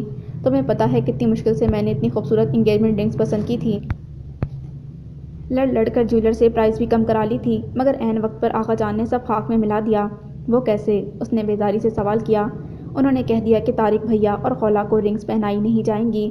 یہ ماڈرن اور بے باک طریقہ ان کو سخت ناپسند ہے، لہٰذا صرف مٹھائی کھلا کر نسبت طے کی جائے گی، اور بس۔ اللہ اللہ، خیر سے اللہ۔ غصے میں تل ملاتے ہوئے شہرین نے اسے ساری صورتحال سے آگاہ کیا تو تو اس نے بھویں اچکا کر خولہ کی طرف دیکھا جو شرمگی مسکراہٹ سجائے اس بات میں سر ہلا گئی تھی۔ آئی سی، اس نے کرواہٹ بھرے لہجے میں کہا تھا، پھر شہرین کے غصے سے سرخ پڑتے چہرے کو دیکھ کر بولا، جس کی منگنی ہے جب وہ راضی ہیں تو تمہیں کیا ضرورت ہے خون جلانے کی؟ چلو منہ سیدھا کرو اپنا اور جا کر میرے لیے کچھ پینے کو لاؤ۔ اس نے گویا واضح لہجے میں کہہ کر بات ختم کی۔ شہرین کو گو کہ اس کی طرف سے کسی حمایت کی امید تو تھی نہیں، مگر اس قدر غیر جانبداری کی توقع بھی نہ تھی۔ وہ تل ملا کر اٹھ کھڑی ہوئی۔ تم اور آغا جان بھی نہ بہت ہی بے حس ہو، بلکہ اس سے بھی کہیں زیادہ۔ شدید غصے کے باعث وہ اپنا جملہ مکمل نہ کر سکی تھی اور پیر پٹکتی باہر نکل گئی۔ اس کے بچپنے پر وہ محض سر جھٹک کر رہ گیا۔ پھر خولہ کو دیکھا جو سوکھی مہندی اتارنے کے بعد دوپٹہ پھیلا کر اوڑھ رہی تھی۔ ویل، تم خوش ہو؟ جواباً وہ ہوں کہہ کر رہ گئی۔ مجھے تم سے ایسی بے زبانی کی امید نہیں تھی۔ ذرا سا بھی احتجاج نہیں کیا تم نے؟ وہ دل جلانے والا تبسم لبوں پر لیے پوچھ رہا تھا۔ خولہ نے ضبط کا گھونٹ بھرا اسے دیکھا۔ احتجاج وہاں کیا جاتا ہے جہاں کوئی اعتراض ہو، جبکہ مجھے فیصلے پر کوئی اختلاف نہیں تھا، تو پھر خواہ مخواہ کی بدمزگی سے فائدہ؟ وہ مضبوط لہجے میں بولی تو اسے بغور دیکھتا زاویار یکدم سنجیدہ ہو گیا۔ تمہیں اختلاف ہونا بھی نہیں چاہیے تھا۔ طارق بہت نفیس انسان ہے، تمہیں خوش رکھے گا۔ میں جانتی ہوں، جواباً وہ اعتماد سے مسکرا دی تھی۔ خوش رہو، وش یو گڈ لک۔ پھر جیب سے ایک چھوٹا سا پیکٹ نکال کر اس کی طرف بڑھایا تو خولہ کچھ حیران سی اسے دیکھنے لگی۔ راستے میں ایک جیولری شاپ نظر آئی تو تمہارے لیے لے لیا۔ آئی ہو تمہیں اچھا لگے گا۔ خولہ نے حیرت سے گرتے ہوئے وہ پیکٹ لے لیا۔ کھول کر دیکھا تو نازک سا پینڈنٹ تھا۔ تعجب بھری نظریں بے اختیار زاویار کی طرف اٹھی تھیں۔ کیا ہوا، پسند نہیں آیا؟ نہیں، یہ بات نہیں۔ اچھا ہے، بلکہ بہت خوبصورت ہے۔ ماما کی ہدایت تھی کہ کوئی نازک سا لوں۔ جیبوں میں ہاتھ ڈال کر کھڑا ہوتے ہوئے اس نے ہلکی سی مسکراہٹ سمیت کہا تھا۔ عین اسی وقت شہرین ہاتھ میں کولڈ ڈرنک کا گلاس لیے داخل ہوئی تھی۔ گلاس اسے تھما کر بے اختیار نظر خولہ کے ہاتھ میں دبی سرخ مخملی ڈبیا پر پڑی۔ واؤ، کس نے دیا؟ ایک جس بھر کر وہ خولہ کے پاس چلی آئی تھی اور اس سے پہلے کہ وہ اس پینڈنٹ کی تعریف میں رد بلسان ہوتی، زاویار کمرے سے نکل گیا تھا۔ زوی نے دیا ہے؟ ریئلی؟ حیرت ہی حیرت تھی۔ ویسے خاصا انسان بنتا جا رہا ہے اپنا زوی۔ خولہ نے ہنس کر اس کی حیرت زدہ سی شکل دیکھی تھی۔ ویل سیڈ، جواباً شہرین کے لبوں پر بھی تبسم رقصاں ہو گیا۔ ویسے چوائس اچھی ہے اس کی، ساتھ ہی رائے بھی دی۔ بالکل، جبھی تو کہتی ہوں کہ ہاں کر دو۔ آج اس کی چوائس اچھی لگ رہی ہے، ہو سکتا ہے کل اس کی سنگت بھی اچھی لگے۔ خولہ نے لگے ہاتھوں مشورہ دے ڈالا تھا، جس پر شہرین نے منہ بنا کر کھٹ سے مخملی ڈبیا بند کر دی۔ اللہ رحم کرے دونوں پر، خولہ نے جھلا کر کہا، مگر اس طرف فکر کسے تھی؟ گھٹنوں پر رکھے بازوؤں کے اوپر تھوڑی جمائے وہ بڑی محویت سے پنجروں میں ادھر ادھر پھدکتے پرندوں کو دیکھ رہی تھی کہ یکدم طاہرہ بانو شیرازی ولا کے بیک یارڈ کی پچھلی دیوار میں بنے گیٹ کو کھول کر اندر داخل ہو گئیں۔ کئی سالوں سے بند رہنے کے باوجود لوہے کے گیٹ کے کھلنے سے چرچراہٹ کی آواز پر اس کی نظروں نے پنجرے سے گیٹ تک کا سفر کیا تھا۔ کافی ٹائم سے گیٹ بند رہا ہے نا، اسی لیے اتنی آواز کر رہا ہے۔ اس کے قبضوں میں تیل ڈلوانا پڑے گا۔ اس نے دیکھا کہ طاہرہ بانو بڑی اپنائیت اور بے تکلفی سے کہتی اس کے پاس چلی آئی تھیں۔ چند سیکنڈز غائب دماغی سے انہیں دیکھتے رہنے کے بعد وہ یکدم حال میں واپس آئی تھیں۔ السلام علیکم۔ ان کے نزدیک آنے پر وہ سلام کرتے ہوئے کھڑی ہوئی، مگر انہوں نے جواب دیتے اسے بیٹھنے کا اشارہ کیا۔ وعلیکم السلام، کیسی ہو تم ڈوری؟ وہ بڑی بے تکلفی اور اپنائیت سے احوال پرسی کرتے اس کے پاس ہی بیٹھ گئی تھیں۔ جی اللہ کا شکر ہے، آپ کیسی ہیں؟ کرم ہے اللہ کا۔ تم سناؤ یہاں کیا کر رہی ہو؟ لگتا ہے تمہیں پرندوں میں بڑی دلچسپی ہے۔ انہوں نے استفسار کیا، جس پر وہ انہیں دیکھنے لگی۔ پچھلے 1.5 گھنٹے سے تمہیں دیکھ رہی ہوں۔ پہلے تم نے پنجروں میں دانہ پانی رکھا، صفائی کی، اور اب کتنی ہی دیر سے انہیں چہلے کرتا دیکھ رہی ہو۔ جی، وہ ان کی معلومات اور نگرانی پر محض سر ہلا کر رہ گئی۔ ویسے آپس کی بات ہے، مجھے بھی پرندے بہت اچھے لگتے ہیں، آزاد جو ہوتے ہیں، خوش اور بے فکر، مگر تمہارے پرندے تو قید ہیں۔ وہ دوستانہ لہجے میں پھر سے بولی تو وہ رہ نہ سکی۔ ہاں مگر بس چند دنوں کی بات ہے، اگلے کچھ دنوں میں ان کے پر بڑھ جائیں گے تو میں انہیں آزاد کر دوں گی، اڑنے لائق جو ہو جائیں گے یہ، وہ بڑی محبت سے بولی تھی۔ طاہرہ بانو نے بنظر غیر اسے دیکھا تھا۔ اس کے ستے ہوئے بے تاثر حسین چہرے پر جو آنکھیں تھیں، ان میں گویا مسرت کا جذبہ پل بھر کے لیے جھلک دکھا کر غائب ہو گیا تھا۔ کیا تم ہمیشہ ایسا کرتی ہو؟ سر اس بات میں ہلا کر اس نے کسی خیال میں گھرتے انہیں دیکھا۔ وہ یہاں کیوں آئی تھیں؟ شاید کسی کام کے سلسلے میں آنا ہوا ہو، یا پھر دادی سے ملنا چاہ رہی ہوں۔ ایسے میں وہ ان سے بلا ضرورت ہی گپیں ہانکنے لگی تھی۔ آئی ایم سوری، مجھے خیال ہی نہیں رہا۔ آپ شاید دادی سے ملنے آئی ہیں، آپ اندر چلیں، میں انہیں بلا کر لاتی ہوں۔ وہ مستعدی سے اٹھ کھڑی ہوئی تھی۔ اندر کی طرف بڑھنے کا ارادہ تھا کہ طاہرہ بانو نے نرمی سے اس کا ہاتھ تھام کر روک لیا۔ بیٹھ جاؤ، میں تم سے ملنے آئی ہوں۔ اس کے ٹھٹک کر رک جانے پر انہوں نے کچھ اس حلاوت سے کہا کہ اس کی پیش نہ گئی ان کے آگے۔ اسے تعجب ہوا تھا۔ تم سے؟ وہ اس کی طرف دیکھ کر دوستانہ انداز میں مسکرائیں تو یکدم اس کی آنکھوں میں سراسیم کی اتر آئی۔ اب نہ جانے وہ کیا پوچھنے والی ہیں، نہ جانے دادی نے میرے متعلق کیا بتایا ہوگا۔ ان کی یہ ہمدردی بلا سبب تو نہ ہوگی۔ ہونٹ بے دردی سے کچلتے اس نے نہ جانے کیا کچھ سوچ ڈالا تھا۔ طاہرہ ماہرہ سائیکیٹرسٹ تھیں، گزشتہ 20 سال سے اس پیشے سے وابستہ رہی تھیں۔ اس کے چہرے سے جھلکتا دکھ اور ہراس ان سے مخفی نہیں رہ سکا تھا۔ سچ تو یہ ہے کہ فطری طور پر میں بہت حسن پرست واقع ہوئی ہوں، اور جب بھی کوئی حسینہ مجھے نظر آئے تو دوستی کیے بنا نہیں رہ سکتی، خواہ وہ میری عمر کی بڑھیا ہو یا تمہارے جیسی کوئی ینگ لڑکی۔ میں دوستی کا ہاتھ بڑھانے میں ذرا تکلف سے کام نہیں لیتی۔ کچھ یہ ہے کہ بیٹی کی کمی دور کرنے کا یہ چانس میں مس نہیں کرنا چاہتی۔ اس کے چہرے کو محبت سے دیکھتے انہوں نے اس کی توقع کے خلاف جو کچھ کہا وہ اسے جھنبے میں ڈال گیا۔ تم نے والدین کھوئے ہیں تو میں نے بہت محبت کرنے والا زندگی کا ساتھی، بیٹے نے بھی فی الحال اکیلا چھوڑ رکھا ہے۔ ایسے میں خوب گزرے گی جب مل بیٹھیں گی اکیلی حسینائیں دو، کہ بہرحال خوبصورتی میں تم سے کم سہی مگر اب ایسی بھی گئی گزری نہیں ہے مسز طاہرہ بانو۔ وہ واقعتاً ہنسمکھ، ملنسار اور دوست مزاج خاتون تھیں۔ ان کی بات ہی ایسی تھی کہ درِ مکنون کو مسکرا کر اپنے سامنے پھیلے ہوئے ان کے ہاتھ کو تھامنا ہی پڑا تھا۔ یہ ہوئی نا بات، چلو آؤ سیلیبریٹ کرتے ہیں۔ اس کا ہاتھ تھام کر اسے اٹھاتے ہوئے انہوں نے مزید بدحواس کیا۔ کیا مطلب؟ مطلب یہ کہ دوستی کرنے کے علاوہ مجھے بیکنگ کا بھی کریز ہے بائی گاڈ، اور آج کسی اٹالین ریسیپی سے کیک بنایا ہے، لہٰذا تم ساتھ چلو اور اسے ٹیسٹ کر کے داد دو مجھے۔ بھئی اب دوستی کی ہے، نبھانی تو پڑے گی۔ جی مگر وہ دادی، آئی مین گھر والوں کی فکر مت کرو، میں ابھی انفارم کر دیتی ہوں انہیں۔ بائیں ہاتھ میں پکڑے سیل فون کو ان لاک کرتے انہوں نے اس کی ایک نہ سنی اور ذرا دیر بعد وہ اسے ساتھ لیے پچھلے گیٹ کے ذریعے اپنے آشیانے میں داخل ہو رہی تھیں۔ کس کا فون تھا اماں؟ مظفر صاحب نے اماں کو فون بند کرتا دیکھا تو سوال کیا تھا۔ اکرما نے بھی ساتھ بیٹھے سیف کو ایکسرسائز سمجھاتے ہوئے ان کی طرف دیکھا۔ طاہرہ تھی، درِ مکنون کو اپنے ساتھ لے جانا چاہ رہی تھی۔ بیک یارڈ میں درِ مکنون کو بیٹھا دیکھا تو اس کے پاس چلی آئی تھی۔ ساتھ ہی چلنے کی آفر کی تو درِ مکنون اجازت کے بغیر جانے کو تیار نہیں ہوئی۔ بس یہی پوچھنے کے لیے فون کیا تھا اس نے۔ دادی اطمینان سے بتا کر خاموش ہو گئیں۔ ان کے چہرے پر طمانینت چھائی ہوئی تھی۔ اوہ، مظفر صاحب نے پرسوچ انداز میں کہا، پھر ماں کے چہرے پر بغور دیکھ کر مسکرا دیے۔ یہ تو آپ نے بہت ہی اچھا کیا اماں۔ طاہرہ بھابی بھی بہت کمپیٹنٹ سائیکیٹرسٹ ہیں، ڈوری کی ریہیبلیٹیشن کے لیے ان کی کاؤنسلنگ تریاق کا کام دے سکتی ہے۔ امید اور یقین کی ملی جلی کیفیت نے انہیں پرجوش سا کر دیا تھا۔ آپ نے طاری آنٹی سے کچھ ڈسکس کیا تھا کیا؟ سیف کے وہاں سے اٹھ کر چلے جانے کے بعد اکرما نے سوال کیا تھا۔ دادی اس کا معافی ضمیر سمجھ گئی تھیں۔ مختصر اس کے ساتھ ہونے والے سانحے سے لے کر اب تک کیے جانے والے معالجے کے بارے میں چیدہ باتیں میں نے بتا دی تھیں۔ باقی وہ خود ذہین ماہر نفسیات ہے، سارا کیس سمجھ میں آ گیا ہے اس کے۔ کل رات نکاح پر ملاقات ہوئی تو مزید اس نے مجھ سے کچھ معلومات لے لی تھیں۔ میں نے ظہر سے اس کی میڈیکل فائل بھی طاہرہ کو دلوا دی تھی۔ آج وہ درِ مکنون سے ملنے ہی آ رہی تھی کہ وہ باہر مل گئی۔ دادی نے تفصیل بتائی تو مظفر صاحب اور اکرما دونوں ہی اطمینان کا سانس لینے لگے۔ شکریہ اماں، آپ نے وہ سوچ لیا جو مجھے سوچنا چاہیے تھا۔ کیسی باتیں کرتے ہو مظفر میاں، درِ مکنون کیا میری پوتی نہیں؟ جب تم نے اپنی بیٹی بنایا ہے تو پھر میں اس کی دادی ہوئی نا، کہ نہیں؟ دادی نے محبت سے چھڑکا تو مظفر صاحب حسرت سے گہری سانس بھر کر رہ گئے۔ کیسا ہے کیک؟ ٹیسٹی ہے نا؟ گرم گرم چائے کا کپ لا کر اس کے آگے رکھتے ہوئے طاہرہ بانو بڑی بے تکلفی سے صوفے کے اوپر دونوں پاؤں رکھ کر بیٹھتے پوچھنے لگی تھیں۔ درِ مکنون ممنونیت سے مسکرا دی۔ جی بہت ٹیسٹی ہے، تھینکس۔ ویسے نادر کو بھی میرے ہاتھ کا کیک بہت اچھا لگتا ہے۔ جب وہ چھوٹا تھا تو کبھی کبھی اکرما، زارا اور زوہا سے اس کی لڑائی ہو جاتی تھی۔ وہ بہت پوسیسو تھا میرے لیے۔ وہ چائے کی چسکیاں لیتے ہوئے بیتے دنوں کو یاد کرتی اسے یکدم اپنی سی لگی تھیں۔ مگر جب سے شادی ہوئی ہے پہلے سے بہتر ہو گیا ہے۔ البتہ اب بھی اگر میں اس کے بچوں کو زیادہ توجہ دوں تو کسی اسکول گوئنگ کڈ کی طرح منہ پھلا لیتا ہے۔ شاید سارے اکلوتے بچے ایسے ہی ہوتے ہیں، ہے نا دوری؟ طاہرہ کہہ رہی تھی۔ وہ محض سر ہلا کر رہ گئی۔ پھر اس پہلی 1-to-1 ملاقات میں طاہرہ بانو نے اسے اپنے بارے میں بہت کچھ بتایا تھا۔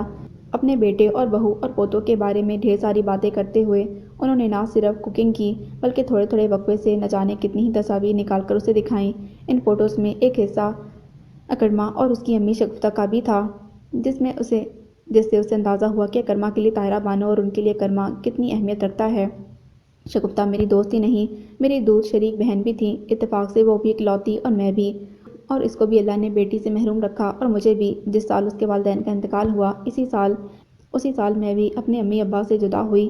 بس یوں سمجھ لو کہ ہمارے دکھ ہماری خوشیاں ہمیں ایک دوسرے کے نزدیک لے آئیں۔ شادی کے بعد ہم لوگوں کا ملنا جلنا رہا۔ خوش نصیبی سے اکرما کے والد نصر بھائی بہت ملنسار اور دوستانہ مزاج انسان تھے۔ گو کہ میرے ہسبینڈ خاور زیادہ گھلنے ملنے والے نہیں تھے، مگر انہوں نے میری اور شگفتہ کی محبت اور دوستی کی خاطر خاور کے مزاج کو بڑے تحمل سے برداشت کیا، حتیٰ کہ دھیرے دھیرے ان دونوں کے درمیان بھی ہم آہنگی پیدا ہو گئی۔ آشیانے کی یہ زمین بھی ہمیں نصر بھائی ہی نے دلوائی تھی، بہت ہی نائس تھے وہ، اگر ماں بالکل انہی پر تو ہے۔ طاہرہ بانو کی ہلاوت پر لہجہ اس کے دل میں گھر کرنے لگا تھا۔ وہ بہت اپنائیت سے اس سے گفتگو کر رہی تھیں، حتیٰ کہ اپنے کمرے کی کلر اسکیم کے لیے بھی انہوں نے زبردستی اس سے مشورہ لیا تھا۔ ابتدا میں تو وہ خاموشی رہی، بس جی ہاں ہاں جی کہا، مگر اچانک اکرما کا کہا جملہ ذہن میں گونجا، مشورہ امانت ہوتا ہے، ایمانداری سے دینا چاہیے۔ لہٰذا ذہن اور دل کو مجتمع کرتے ہوئے اس نے سوچ سمجھ کر اپنی استطاعت کے مطابق اچھی صلاح دی، یہ جانے بغیر کہ طاہرہ اس کے ایک ایک لفظ کو تول رہی ہیں، اس کے چہرے کو، تاثرات کو، اس کی ایک ایک جنبش ابرو کو بنظر غیر جانچ رہی ہیں۔ اور یوں اسے پتہ ہی نہیں چلا کہ اس چند گھنٹوں کی ملاقات میں طاہرہ بانو نے اس کے بارے میں، اس کی موجودہ ذہنی کیفیت کے بارے میں کیا کچھ جان لیا ہے۔ تاہم سہ پیر ہونے سے پہلے وہ شیرازی ولا لوٹ آئی تھی۔ زارا اور اظہار صاحب کو رات گئے تک لوٹنا تھا، لہٰذا وہ کافی پرسکون تھی۔ جس وقت وہ اوپر آئی، دادی کسی سے فون پر محو گفتگو تھیں۔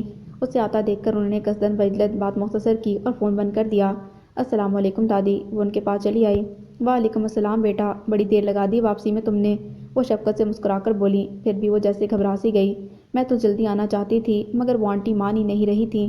بجلد صفائی دینے لگی تو وہ ہولے سے ہنس دیں اور اسے خود سے لگا لیا، تو ٹھیک ہی تو کر رہی تھی طاہرہ، ایسی پیاری بچی بھلا کون پاس سے جانے دیتا ہے، اسے تو یوں بھی بیٹے کی بڑی خواہش تھی۔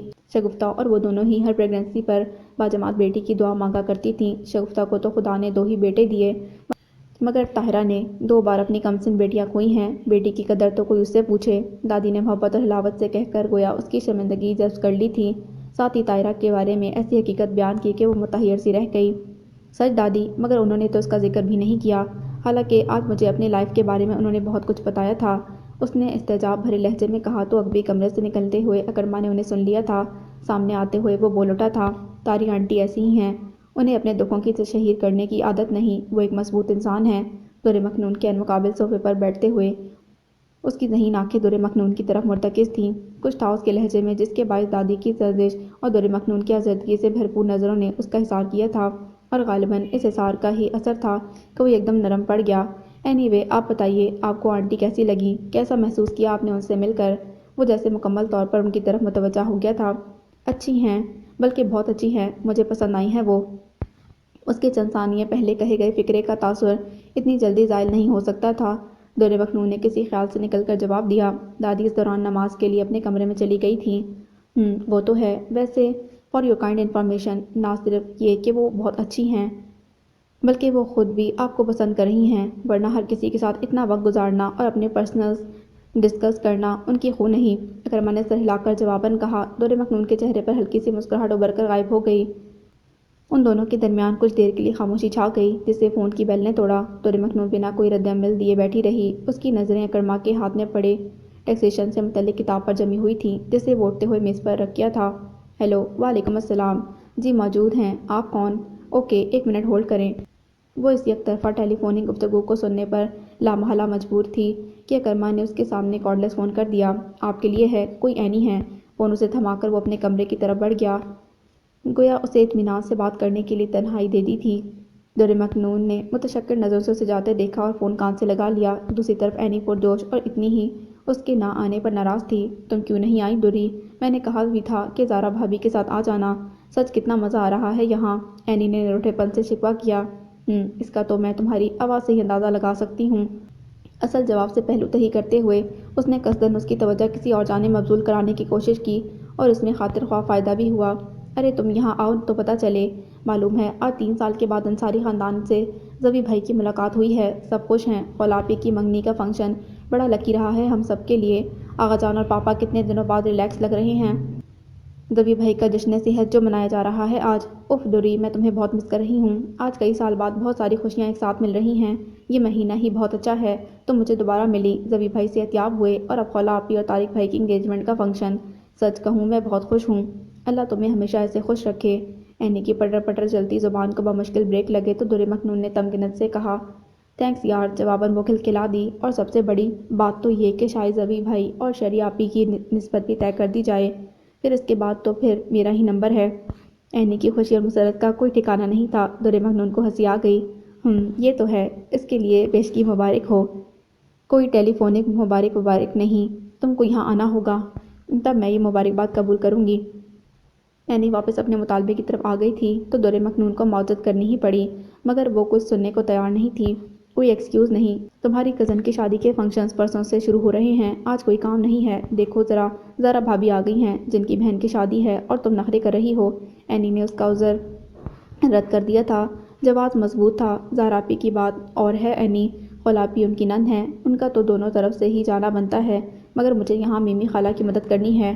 بس بہانے نہ بناؤ، صاف کہو تمہیں آنا نہیں ہے۔ پلیز اینی تم بات کو سمجھو، میں نہیں آ سکتی۔ میں زوی بھائی کو بھیج دوں گی، تم بس حامی بھرو، باقی اجازت کا مسئلہ زہرا بھابھی حل کر دیں گی۔ اینی کچھ سن نہیں رہی تھی۔ زہرا کے ذکر پر اظہار صاحب کا خیال اسے زہر کر گیا۔ آج کا دن وہ یہاں نہیں تھے، وہ بہت پرسکون تھی۔ یہاں سے سائرہ مظفر سمیت دادی بھی مدعو تھی، مگر انہوں نے زحا کی فیملی کو وہاں بھیج کر ایکسکیوز کر لیا تھا۔ اظہار صاحب ان کی مجبوری سمجھتے تھے۔ اس وقت شرازی ولا میں شادی کی تیاریاں عروج پر تھیں۔ بات اجازت کی نہیں ہے اینی، گھر میں بہت کام ہے۔ وہ بہت مشکل سے بات بنا رہی تھی۔ جیسے تمہارے کندھے پر ہی تو شرازی ولا کھڑا ہے۔ اینی خفگی سے بولی۔ پلیز اینی ضد مت کرو، میں نے کہا نا میں نہیں آ سکتی۔ پھر کچھ دیر ان کے درمیان اسی طرح بحث و تکرار چلتی رہی، جس پر بالآخر اینی نے ناراض ہو کر الوداعی کلمات کہے اور فون رکھ دیا۔ گو کہ وہ چاہتی یہی تھی کہ اینی مان جائے، مگر جس طرح وہ مانی اس میں رضا سے زیادہ خفگی تھی۔ اس کے دل پر جیسے بوجھ سا آ گیا۔ کیا بات ہے، خود ہی تو انکار کیا ہے آپ نے، اب پریشان کیوں ہیں؟ ہاتھ میں کارڈلیس فون پکڑے وہ دل گرفتگی سے کچھ سوچ رہی تھی کہ اکرما کی آواز پر متوجہ ہوئی۔ وہ کپڑے تبدیل کیے، کلائی پر رسٹ واچ باندھتا کہیں جانے کے لیے تیار نظر آ رہا تھا۔ نہیں میں پریشان تو نہیں، وہ خود کو کمپوز کرتے ہوئے بولی۔ میں کلفٹن کی طرف ہی جا رہا ہوں، اگر آپ چلنا چاہیں تو آپ کو ڈراپ کر سکتا ہوں۔ چند گھنٹوں کی تو بات ہے، گھر میں اتنا کام نہیں کہ آپ چھوڑ کر نہ جا سکیں۔ سنجیدگی سے اسے دیکھتا وہ آفر کر رہا تھا، گو کہ اس کے نہ جانے کی وجہ اچھی طرح سے جانتا تھا۔ یکدم دور مخنون کے چہرے کا رنگ تبدیل ہو گیا۔ نہیں پلیز تھینکس، مجھے نہیں جانا۔ کارڈلیس کانس پر رکھنے کے بہانے وہ رخ موڑ گئی تھی۔ اوکے ایز یو پلیز، سنجیدگی سے کہہ کر وہ وہاں سے چلا گیا۔ دور مخنون نے گہری سانس بھر کر ابھی وضو کے لیے واش روم جانے کا ارادہ ہی کیا تھا کہ اچانک پھر سے فون کی گھنٹی بج اٹھی۔ سیل آئی پر وہی نمبر جگمگا رہا تھا جسے ذرا دیر پہلے اینی کی کال آئی تھی۔ اس نے کچھ سوچ کر فون اٹھا لیا۔ ہیلو اینی، دوسری طرف خاموشی تھی۔ دیکھو پلیز ناراض مت ہو، خاموشی سے اس نے یہی اخذ کیا تھا کہ اینی خفا ہے۔ ہیلو، اس بار ذرا رک کر پھر ہیلو کہا تو اسپیکر سے ابھرنے والی مردانہ بھاری آواز اس کے دل کی دھڑکن کو سہما گئی۔ دور مخنون، کسی نے گویا دل کی گہرائیوں سے اسے پکارا تھا۔ اس کی فراخ جبیں پر قطرہ انفعال ابھر آئے۔ پلیز فون بند مت کرنا، زبیار کا لہجہ درد سے چور تھا۔ میں جانتا ہوں کہ تم میری شکل دیکھنا نہیں چاہتی، تو کیا میری آواز بھی سننا پسند نہیں کرتی، مگر اس دل کا کیا کروں جو احساس جرم کے باعث ہر لمحہ مجھے کچوکے لگاتا رہتا ہے۔ زبیار کا لہجہ اس کے درد کا غماز تھا۔ دور مخنون کا دل جیسے کسی نے دیے کی جلتی لو پر رکھ دیا تھا، لمحہ پگھلتا جا رہا تھا۔ گلے میں آنسوؤں کا نمکین گولا پھنس گیا تھا۔ وہ کچھ بھی کہنے کے قابل نہیں ہو پا رہی تھی۔ فون کی دوسری جانب وہ ہوگا، اسے ذرا جو گمان ہوتا تو کبھی یہ کال ریسیو نہ کرتی۔ معافی نہ سہی، کوئی گالی، کوئی بددعا ہی دو، کچھ تو کہو دور مخنون، تمہاری یہ خاموشی مجھے برباد کر دے گی۔ میں اندر ہی اندر مسمار ہوا جا رہا ہوں۔ دور مخنون پلیز۔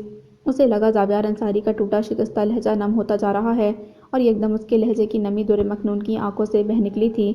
کچھ ساتوں کے لیے اس کے ارد گرد کا منظر گویا آنسوؤں سے دھندلا گیا، اور جب پلکیں جھپکنے پر اشک رخساروں پر بہہ چلے تو سامنے سیڑھیوں پر سے آتا اکرما بصرت کا مرکز بنا، جو کار کی چابی اپنے روم میں بھول جانے کی وجہ سے پلٹ کر اوپر آیا تھا، مگر وہ اس وقت سن اعصاب لیے ریسیور تھامے بے آواز آنسو بہا رہی تھی۔ حتیٰ کہ اکرما پر نظر پڑنے کے باوجود مختل حواس جمع کرنے میں اس نے اتنا وقت صرف کر دیا کہ وہ اضطراری انداز میں ڈگ بھرتا اس کے مقابل آ کھڑا ہوا۔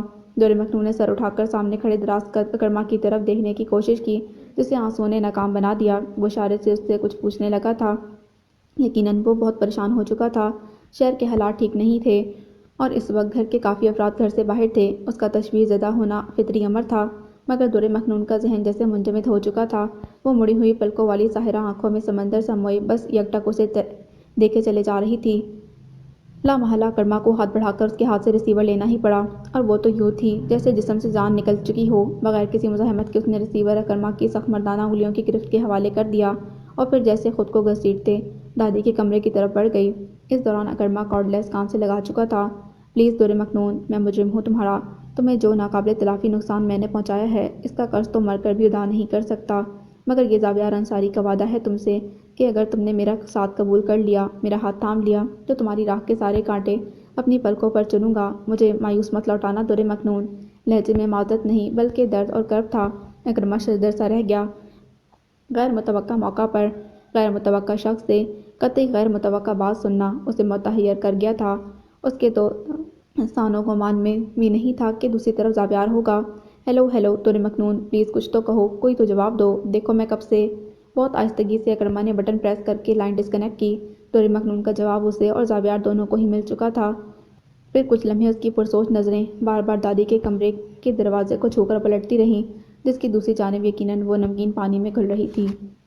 تم اچانک کہاں چلے گئے ہو زوی؟ ٹھیک تو ہو نا؟ موبائل کی اسکرین پر جگمگاتا ٹیکسٹ پڑھ کر اس نے بے دردی سے کار کی پچھلی سیٹ پر پھینک کر اپنے بالوں کو مٹھیوں میں جکڑ لیا تھا۔ شرین کی کتنی ہی مسڈ کالز کے بعد یہ ٹیکسٹ آیا تھا۔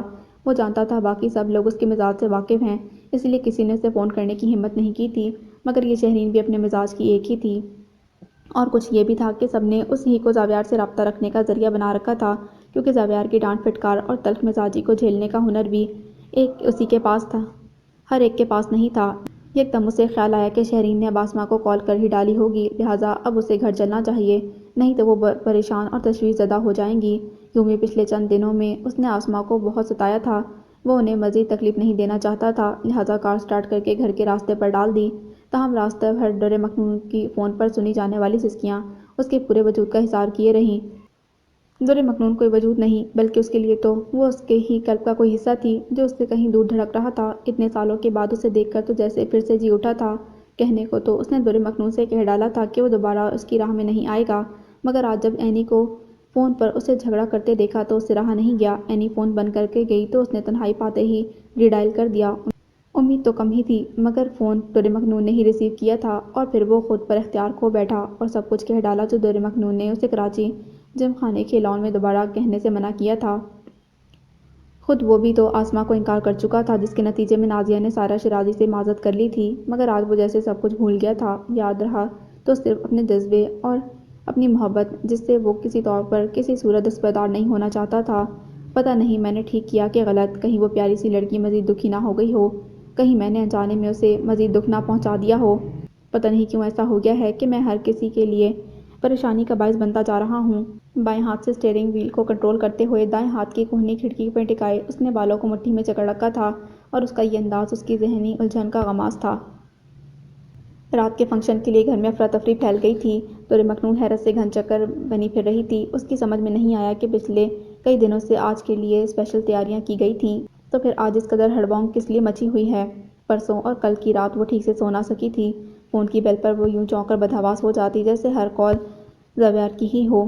اکرمہ سے نظریں چرائے وہ بہت پریشان نظر آ رہی تھی، حالانکہ وہ جب بھی اسے مخاطب ہوا بالکل معمول کی طرح بات کی، مگر دور مکنون کے دل میں تو جیسے چور تھا۔ کیا پتہ انہوں نے زاویار انصاری کی آواز سنی ہی نہ ہو، کیا معلوم زاویار نے خود فون بند کر دیا ہو، یا یہ بھی ہو سکتا ہے کہ اکرمہ نے اسے محض ایک رانگ کال سمجھا ہو، زاویار انصاری کو پہچانا ہی نہ ہو۔ وہ دل ہی دل میں قیاس لگاتی، خود ہی رد کرتی۔ کل کا دن یوں ہی گزرا تو اسے لگا کہ شاید واقعی اکرمہ نے بہت کچھ سنا، جبھی تو اس نے کوئی سوال نہیں کیا، اور اس خیال نے اسے خاصی تقویت پہنچائی۔ تاہم اس نے دل میں تہیہ کر لیا کہ آج کے بعد وہ کوئی کال ریسیو نہیں کرے گی۔ شام ڈھل چکی تھی، لہٰذا سب کی تیاریاں زور پکڑنے لگی تھیں۔ وہ دادی کے کپڑے استری کرنے استری اسٹینڈ تک آئی، تو اس کے بعد بھی زارا نے بھی بچوں کے کپڑے اسے درخواست کرتے تھما ڈالے۔ اکرمہ کا شلوار سوٹ بھی دادی کو استری کرنا تھا، جسے وہ خود ہی اٹھا لائی تھی، لہٰذا اس کام میں اسے کافی ٹائم لگ گیا تھا۔ بالکل آخر میں اس نے اپنے کپڑے پریس کیے اور ابھی پلگ نکالنے کا ارادہ کر رہی تھی کہ اچانک اظہار صاحب وہاں چلے آئے۔ ایک سوٹ ہمارا بھی اپنے نازک ہاتھوں سے پریس کر دیجیے سالی صاحبہ، دعائیں دیں گے آپ کو۔ انہوں نے بے تکلفی سے کپڑے اس کے ہاتھ میں اچھال دیے، جنہیں نہایت ناگواری سے اس نے پکڑا تھا۔ چلے ہمیں نہ سہی، ہمارے کپڑوں کو تو اپنے ہاتھوں سے چھوئیں گی نہ۔ اچانک وہ قریب آ کر زہر آلود سرگوشی کر گئے تھے تو وہ فرتے غضب سے جھلس کر رہ گئی، ساتھ ہی احساس بے بسی سے آنسو اس کی آنکھوں میں تیرنے لگے۔ آج کل تو یوں بھی اس کے اعصاب بہت جلد کھچاؤ کا شکار ہو رہے تھے، اور ابھی غالباً وہ مزید کچھ کہنے کا ارادہ رکھتے تھے کہ اکرمہ کو اس طرف آتا دیکھ کر رک گئے۔ یکدم چہرے پر سنجیدگی سجا کر انہوں نے اکرمہ کو دیکھا تھا۔ دور مکنون، آپ کو چچی جان بلا رہی ہیں نیچے، اکرمہ مصروف سے انداز میں پاس آ کر بولا۔ دور مکنون نے بے اختیار اس کی جانب نظر اٹھائی تھی۔ جی، مگر میں یہ کام کر رہی ہوں۔ یہ کام اصغری کر لے گی، آپ چچی جان کے پاس جائیے، غالباً کوئی چیز آپ سے رکھوائی تھی انہوں نے، جا کر ڈھونڈے۔ در مکنون کے کہنے پر بڑے تحکم سے اس نے کہا تھا۔ اندھا کیا چاہے دو آنکھیں، وہ جیسے قید سے رہائی پا گئی تھی۔ اظہار صاحب کو ایک نظر نفرت سے دیکھ کر وہ تیز قدموں سے سیڑھیاں کی جانب بڑھ گئی۔ ایک منٹ اجی بھائی، میں اصغری کو بلا دیتا ہوں، وہ آپ کے کپڑے پریس کر دے گی، اکرمہ نے شائستگی سے کہہ کر اصغری کو پکار لیا تھا۔ اظہار صاحب ناراضگی سے سر جھٹک کر آگے بڑھ گئے تو اس کی نظر سامنے ہینگ ہوئے سوٹ پر پڑی۔ یقیناً یہ در مکنون کا جوڑا تھا، اور وہ یہ سوٹ پہن کر کس قدر حسین لگ سکتی ہے اسے اندازہ تھا۔ نیچے سائرہ اس کی منتظر تھیں۔ اس نے سہولت سے وہ تمام چیزیں جو انہیں درکار تھیں آہستہ آہستہ ان کے سامنے لا رکھیں۔ شکر ہے کہ وقت پر سب مل گیا، میں خواہ مخواہ اتنی پریشان رہی۔ وہ جیسے پرسکون ہو گئی تھی۔ تشکر سے اسے دیکھا تو وہ مسکرا دی۔ اب فنکشن کے لیے تم بھی اچھی طرح تیار ہونا، میک اپ، جولری، کسی چیز میں تم زحا اور زارا سے کم نظر نہیں آنی چاہیے ہو۔ میں تمہیں پرفیکٹ دکھنا چاہتی ہوں، اور اس معاملے میں کوئی عذر نہیں سنوں گی، بلکہ تم زحا کے ساتھ پارلر چلی جاؤ۔ اپنے کاموں سے دھیان ہٹا تو اسے ان کی فکر ستا گئی۔ ہدایت دیتے دیتے اچانک پارلر جانے کا حکم دے ڈالا۔ نہیں پلیز، اس کی ضرورت نہیں، میں گھر پر ہی میک اپ کر لوں گی۔ اس نے بعزت عاجزی سے انکار کیا تو سائرہ کے چہرے پر تناؤ آ رکا۔ جو تم کرو گی اس کا بخوبی اندازہ ہے مجھے، اسی لیے وہی کرو جو میں کہہ رہی ہوں۔ انہوں نے ڈپٹ دیا تھا، اور یہ ڈانٹ ڈپٹ مزید طول کھینچ لیتی اگر ردا وہاں آ کر اسے ساتھ نہ لے جاتی۔ اسے اپنے کمرے میں لا کر ردا نے دروازہ بند کر دیا۔ در مکنون نے الجھی ہوئی نظروں سے اسے دیکھا تو وہ ہلکے سے مسکرا دی۔ کیا بات ہے ردا آپی، کوئی کام ہے آپ کو مجھ سے؟ ہے تو۔ ردا نے کچھ سوچتے اسے دیکھا، پھر ایک دم کھل کر مسکرانے لگی۔ تو بتائیے، میں ابھی کر دیتی ہوں، اس نے سادگی اور اپنائیت سے کہا تو ردا اس کے پاس چلی آئی۔ مجھے معلوم ہے تم ضرور میری ہیلپ کرو گی، آخر بندہ ہی بندے کے کام آتا ہے نا، ردا نے خوش دلی سے کہا تھا۔ پھر رازداری سے کہنے لگی، انفیکٹ زارا آپی میرے اور آصف کے بیچ میں ظالم سماج بن گئی ہیں، کہتی ہیں شادی میں 3 دن رہ گئے ہیں، لہٰذا ہم بات نہیں کر سکتے، مل نہیں سکتے۔ حالانکہ اسی لیے آصف نے نکاح کروایا تھا تاکہ کوئی روک ٹوک نہ ہو، مگر یہاں تو معاملہ ہی الٹ ہو گیا ہے، نکاح کے بعد تو گھر والے زیادہ کڑک ہو گئے ہیں۔ ردا نے کچھ ایسی بے ساختگی میں سب کہہ دیا کہ در مکنون کے لبوں پر مسکراہٹ آ گئی۔ جی وہ تو آپ ٹھیک کہہ رہی ہیں، مگر میں اس سلسلے میں کیا کر سکتی ہوں؟ مسئلہ یہ ہے کہ آصف نے اگر ایک دن مجھ سے بات نہ کی تو وہ مر جائے گا۔ اللہ نہ کرے، ردا کے منہ پھاڑ کر کہنے پر اس کی زبان سے بے ساختہ نکلا تھا۔ وہی تو، میں بھی تو یہی چاہتی ہوں کہ ایسا نہ ہو، تو پلیز تم ذرا اوپر سے کارڈلیس لا دو مجھے، نیچے کا تو وائر والا فون ہے، میں یہاں نہیں لا سکتی، آپ ہی نے میرا سیل فون لے لیا ہے۔ زحا بھی پکی ساتھی بن گئی ہے زارا آپی کی، دونوں کو میمی اور دادی کی پشت پناہ حاصل ہے، میمی سے یا کرمہ بھائی سے مانگتے شرم آتی ہے، اور تمہارے پاس تو سرے سے سیل فون ہی نہیں۔ کل تک راحیلہ میرے پاس تھی تو اس کے سیل سے کام چلا لیا تھا میں نے۔ اپنی دوست راحیلہ کا حوالہ دیتے ہوئے اس نے اپنا درد سنایا تو در مکنون کی آنکھوں میں رشک اور حسرت کے رنگ در آئے۔ کیا آصف بھائی بہت بیقرار ہیں آپ سے بات کرنے کے لیے؟ اس نے ہمت کر کے پوچھ لیا، جس پر ردا شرمگی انداز میں ہنس پڑی۔ سر اس بات میں ہلا کر اس نے اس کے سوال کا جواب دیا۔ اللہ کرے وہ آپ کے لیے ہمیشہ ہی ایسے رہیں، آمین، ردا نے شرارت سے کہا تو وہ ہنس دی۔ اچھا پھر بتائیے کب لا کر دوں؟ کیا ابھی؟ نہیں ابھی نہیں، ابھی تو آصف کے گھر والے وہاں سے نکلنے والے ہوں گے، تم 2 گھنٹے بعد مجھے چپکے سے لا کر دے دینا، رسم کے لیے جب مجھے گھر لائیں گے تب تک ہم بات کر لیں گے۔ میری ساری فرینڈز پر تو آپ ہی نے نظر رکھی ہوئی ہے، اسی لیے تمہیں ہی میری مدد کرنی ہوگی، اور ہاں یہ مت سمجھنا کہ میں مفت میں تم سے خدمت لے رہی ہوں، جب تمہاری باری آئے گی نا تو تم سے تمہارا مسٹر رائٹ ملنے کے لیے تڑپ رہا ہوگا، تب دیکھنا میں تمہارے کتنے کام آؤں گی۔ سارا معاملہ طے کرتے کرتے آخر میں ردا نے بڑا خوبصورت سا لالچ دیا تھا، جس پر وہ بھاری دل سے مسکرا دی۔ آپ کو میرے کام آنے کی قطعاً ضرورت نہیں، میں آپ کی مدد کسی معاوضے کی لالچ میں نہیں کر رہی، جواباً وہ متبسم سی کہہ گئی تو ردا نے کسی قدر اچنبھے سے اسے دیکھا۔ ناٹ بیڈ، انداز ستائشی تھا، ماشاءاللہ تم تو منہ میں زبان رکھتی ہو یار، کبھی ہوا ہی نہیں لگنے دی۔ ردا کا موڈ بے انتہا خوشگوار تھا، در مکنون اس کے شوخ انداز پر جھیپ گئی۔ اصولاً تو ردا کو چھیڑا جانا چاہیے تھا، مگر یہاں معاملہ برعکس تھا، ردا اسے جھیپنے پر مجبور کر گئی۔ پھر کچھ دیر بعد پارلر جانے کا آرڈر آیا تو وہ انکار نہ کر سکی۔ در مکنون کے نہ چاہنے پر بھی سائرہ نے اسے پارلر بھیج کر نہیں دم لیا۔ اظہار صاحب کی سنگت میں اس کی نظروں کا مکروہ حصار اسے اندر تک اداس کر گیا۔ زابیار کے فون نے ویسے ہی اسے اپ سیٹ کر رکھا تھا، اس کا دل چاہا کرما کے ساتھ چلنے کے لیے درخواست کرے، مگر وہ جانے کہاں تھا، اور بالکل عین وقت پر جب زارا اور زحا کار میں بیٹھنے لگیں وہ گیٹ کے اندر داخل ہوا۔ ریڈ اور یلو کنٹراسٹ کے انتہائی حسین تراش خراش والے سوٹ میں وہ بڑی سی چادر لپیٹے سادہ سی بہت متوحش لگ رہی تھی۔ اس کی نظریں اکرمہ کی طرف اٹھی تو بے بسی اس کی آنکھوں سے جھلک رہی تھی۔ اظہار صاحب کو ڈرائیونگ سیٹ پر بیٹھا دیکھ کر اس کا حلق تکڑوا ہو گیا۔ اکرمہ محض دیکھ کر رہ گیا، اس وقت کچھ کرنا اس کے اختیار میں نہیں تھا، تاہم وہ کوڑھا ضرور۔ اظہار بھائی کو در مکنون سے دور رکھنے کی اپنے تئیں اس نے بھرپور کوشش کر رکھی تھی، مگر شادی والے گھر میں 10 ذمہ داریوں کے ساتھ یہ اس قدر آسان بھی نہیں تھا۔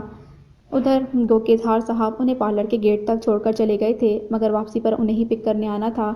یہی وجہ تھی کہ وہاں کوئی 1.5 گھنٹہ وہ تینوں رہیں، مگر اس دوران دور مخنون کا ذہن زاویار اور اظہار انصاری کے درمیان پنگ پونگ بال بنا رہا۔ حسب توقع واپسی پر اظہار صاحب کی شاطر رنگین مزاج آنکھوں نے اسے خراج تحسین ضرور پیش کیا تھا، اور تمام راستے ان کی غلیظ بے باک نظریں اسے اپنے وجود میں کھپتی محسوس ہوئی تھیں، لہٰذا گھر پہنچتے ہی وہ سیدھا اوپر آئی تھی۔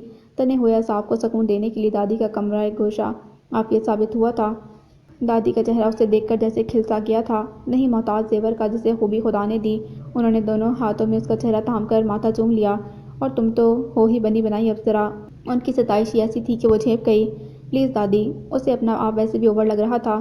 لیمن یلو کلر کا خوبصورت سوٹ تھا، دوپٹے اور قمیص کے بارڈر پر ریڈ بنارسی پٹی کے اوپر نازک سا کام تھا۔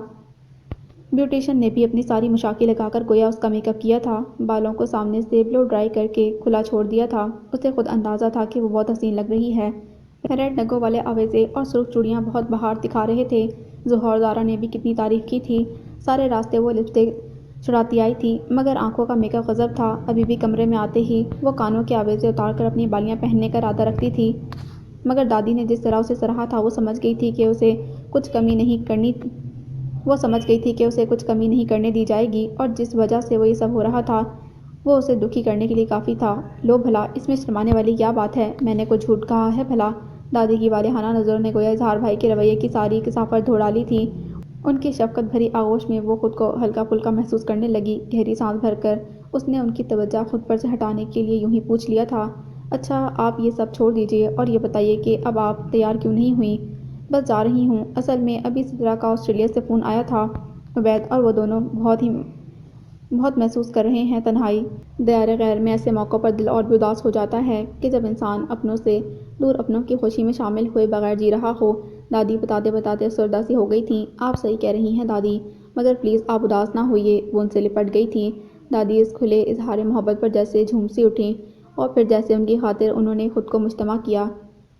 اچھا اب رونے نہ لگ جانا، میں کوئی اداس نہیں ہو رہی۔ انہوں نے دلار سے اس کا سر تھپکا۔ چلو میں تیار ہو جاتی ہوں، جب تک تم ذرا ردا کے پاس چلی جاؤ، 2 بار تمہیں پوچھ چکی ہے۔ دادی نے اسے خود سے الگ کرتے کہا تو اس کے ذہن میں جھماکہ سا ہوا۔ ردا نے اسے فون لانے کو کہا تھا۔ جی ابھی جاتی ہوں۔ ردا کا خیال اس میں پھرتی بھر گیا۔ وہ کارڈلس کی تلاش میں باہر لاؤنج میں نکل آئی، جو کہ اپنی جگہ موجود تھا۔ اوپر زیادہ رش نہیں تھا۔ اس نے آگے بڑھ کر احتیاط سے فون اٹھایا اور اپنے ہاتھ کو دوپٹے کی آڑ میں چھپا کر ابھی مڑی ہی تھی کہ اپنے کمرے سے برآمد ہوتے اکرما کو دیکھ کر ٹھٹک سی گئی۔ اس لمحے اس کی نظر دور مخنون کی طرف اٹھی تھی، اور اس لمحے کے لیے جیسے اس پر سے ہٹ ہی نہ سکی۔ ارریزسٹیبل، بڑی ہی ایمانداری سے دل نے گواہی دی تھی۔ آ گئیں آپ؟ اکرما نے نہ جانے کیا کہنا چاہا تھا اور کیا کہہ گیا۔ جی، وہ کچھ حیرت سے اس کی طرف دیکھ کر بولی۔ کوئی پریشانی تو نہیں ہوئی؟ بھاری آواز، مدھم لہجہ، دور مخنون کو اس کا یوں فکر جتانا ناگفتہ احساس میں جکڑا گیا۔ سیکنڈ کے 1000ویں حصے میں اسے اظہار صاحب کے ساتھ جانے اور آنے کے درمیان وقفے میں سہی جانے والی اذیت گویا دوبارہ زہر خون کر گئی، تاہم اس نے نفی میں سر ہلانے پر ہی اکتفا کیا۔ اذیت اور بے بسی اس کے چہرے پر اپنا عکس چھوڑ گئی تھی۔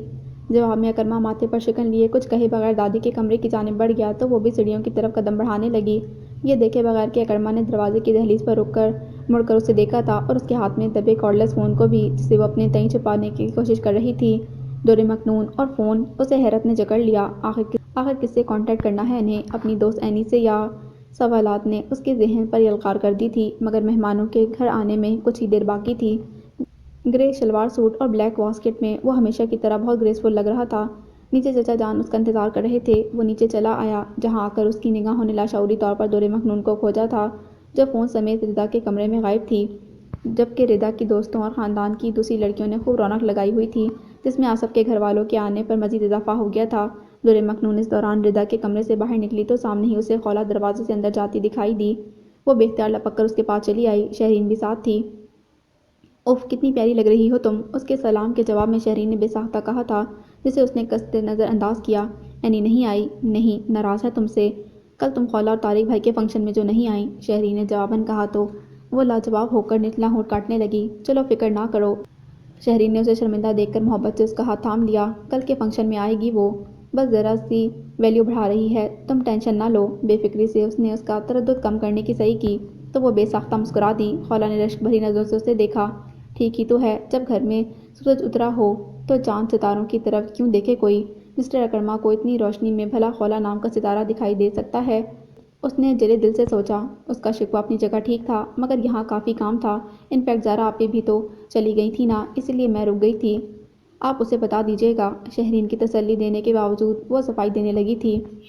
کوئی بات نہیں، ٹھیک ہو جائے گی وہ۔ آخر کو زاویار انصاری کی بہن ہے وہ۔ دونوں بہن بھائی تھوڑے کریک ہیں، تمہیں تو پتہ ہی ہے۔ شہرین خوشدلی سے بولی تو زاویار کے ذکر پر اس کی نظر جھک گئی۔ بمشکل اپنے چہرے کے تاثرات کو نارمل رکھا۔ بھابھی کہاں ہیں؟ خولا جو خاموشی سے کھڑی شہرین کا تبصرہ سن رہی تھی، سوچ سے باہر نکل کر پوچھنے لگی۔ وہ باہر لان میں ہیں، آئیے وہیں چلتے ہیں۔ ان دونوں کا ساتھ ملا تو وہ بھی لان میں آ گئی۔ دادی کی تلاش میں نگاہ دوڑائی تو وہ طاہرہ بیگم کے ساتھ کھڑی خوش گپیوں میں مصروف نظر آئیں، جن کی داہنی جانب اکرما ایک خوش مزاج لڑکی کے ساتھ کھڑا دکھائی دیا۔ دونوں کے انداز سے ظاہر ہو رہا تھا کہ وہ ایک دوسرے کے لیے اجنبی نہیں ہیں۔ محو گفتگو ہونے کے ساتھ ساتھ وہ دونوں خوش بھی لگ رہے تھے۔ خولا کی نگاہ دور مکنون کی نظروں کے تعاقب میں ان دونوں تک جا رہی تھی۔ ناگواری کے بھرپور لہر نے اسے یکدم اپنی لپیٹ میں لے لیا۔ وہ موصوفہ کون ہے؟ خولا کے دل میں ابھرا سوال شہرین کے لبوں سے ادا ہوا تھا، جس پر دور مکنون کو یکدم خیال آیا کہ اکرما کے لیے طاہرہ بانو نے اپنی بھانجی کے لیے عندیہ ظاہر کیا تھا، اور غالباً یہ وہی لڑکی ہے۔ آج پارلر میں بھی زارا اور زوہا نے اس سے اس لڑکی کے بارے میں کافی کچھ سنا تھا۔ یہ غالباً فارینہ ہے، طاہرہ آنٹی کی بھانجی۔ ان دونوں نے سوالیہ نظریں اسی پر جمائی ہوئی تھیں، لہٰذا اسے بتانا ہی پڑا۔ یہاں کیا کر رہی ہے؟ شہرین نے دلچسپی سے اس کے قریب آ کر مزید استفسار کیا۔ دور مکنون نے قدرے حیرت سے اس کی طرف نظر اٹھائی۔ مجھے ٹھیک سے نہیں پتا، مگر شاید دادی نے انوائٹ کیا ہوگا۔ طاہرہ آنٹی سے شیرازی فیملی کے پرانے ٹرمز ہیں۔ اکرما کے پرپوزل والی بات خولا کے سامنے کھولنے کو اس کا دل نہیں مانا، تو نظر چرا کر گول مول سا جواب دے ڈالا۔ خیر، ٹرمز تو مسٹر اکرما کے بھی لگ رہے ہیں، پرانے بھی اور دیرینہ بھی، شہرین نے مزہ لیتے ہوئے کہا، اور دور مکنون نے الجھی ہوئی نظروں سے اس کی طرف دیکھا، جو شرارت سے مسکراتے ہوئے خولا کو نظروں کے حصار میں لیے ہوئے تھی۔ توبہ ہے شہری، بس بھی کرو۔ تمہیں کیا ضرورت ہے غیر متعلقہ لوگوں کی فکر میں گھلنے کی؟ خولا جذبز ہوتے ہوئے بولی تو شہرین معنی خیزی سے ہنس پڑی۔ غیر متعلقہ کی بھی تو تم نے خوب ہی کہی۔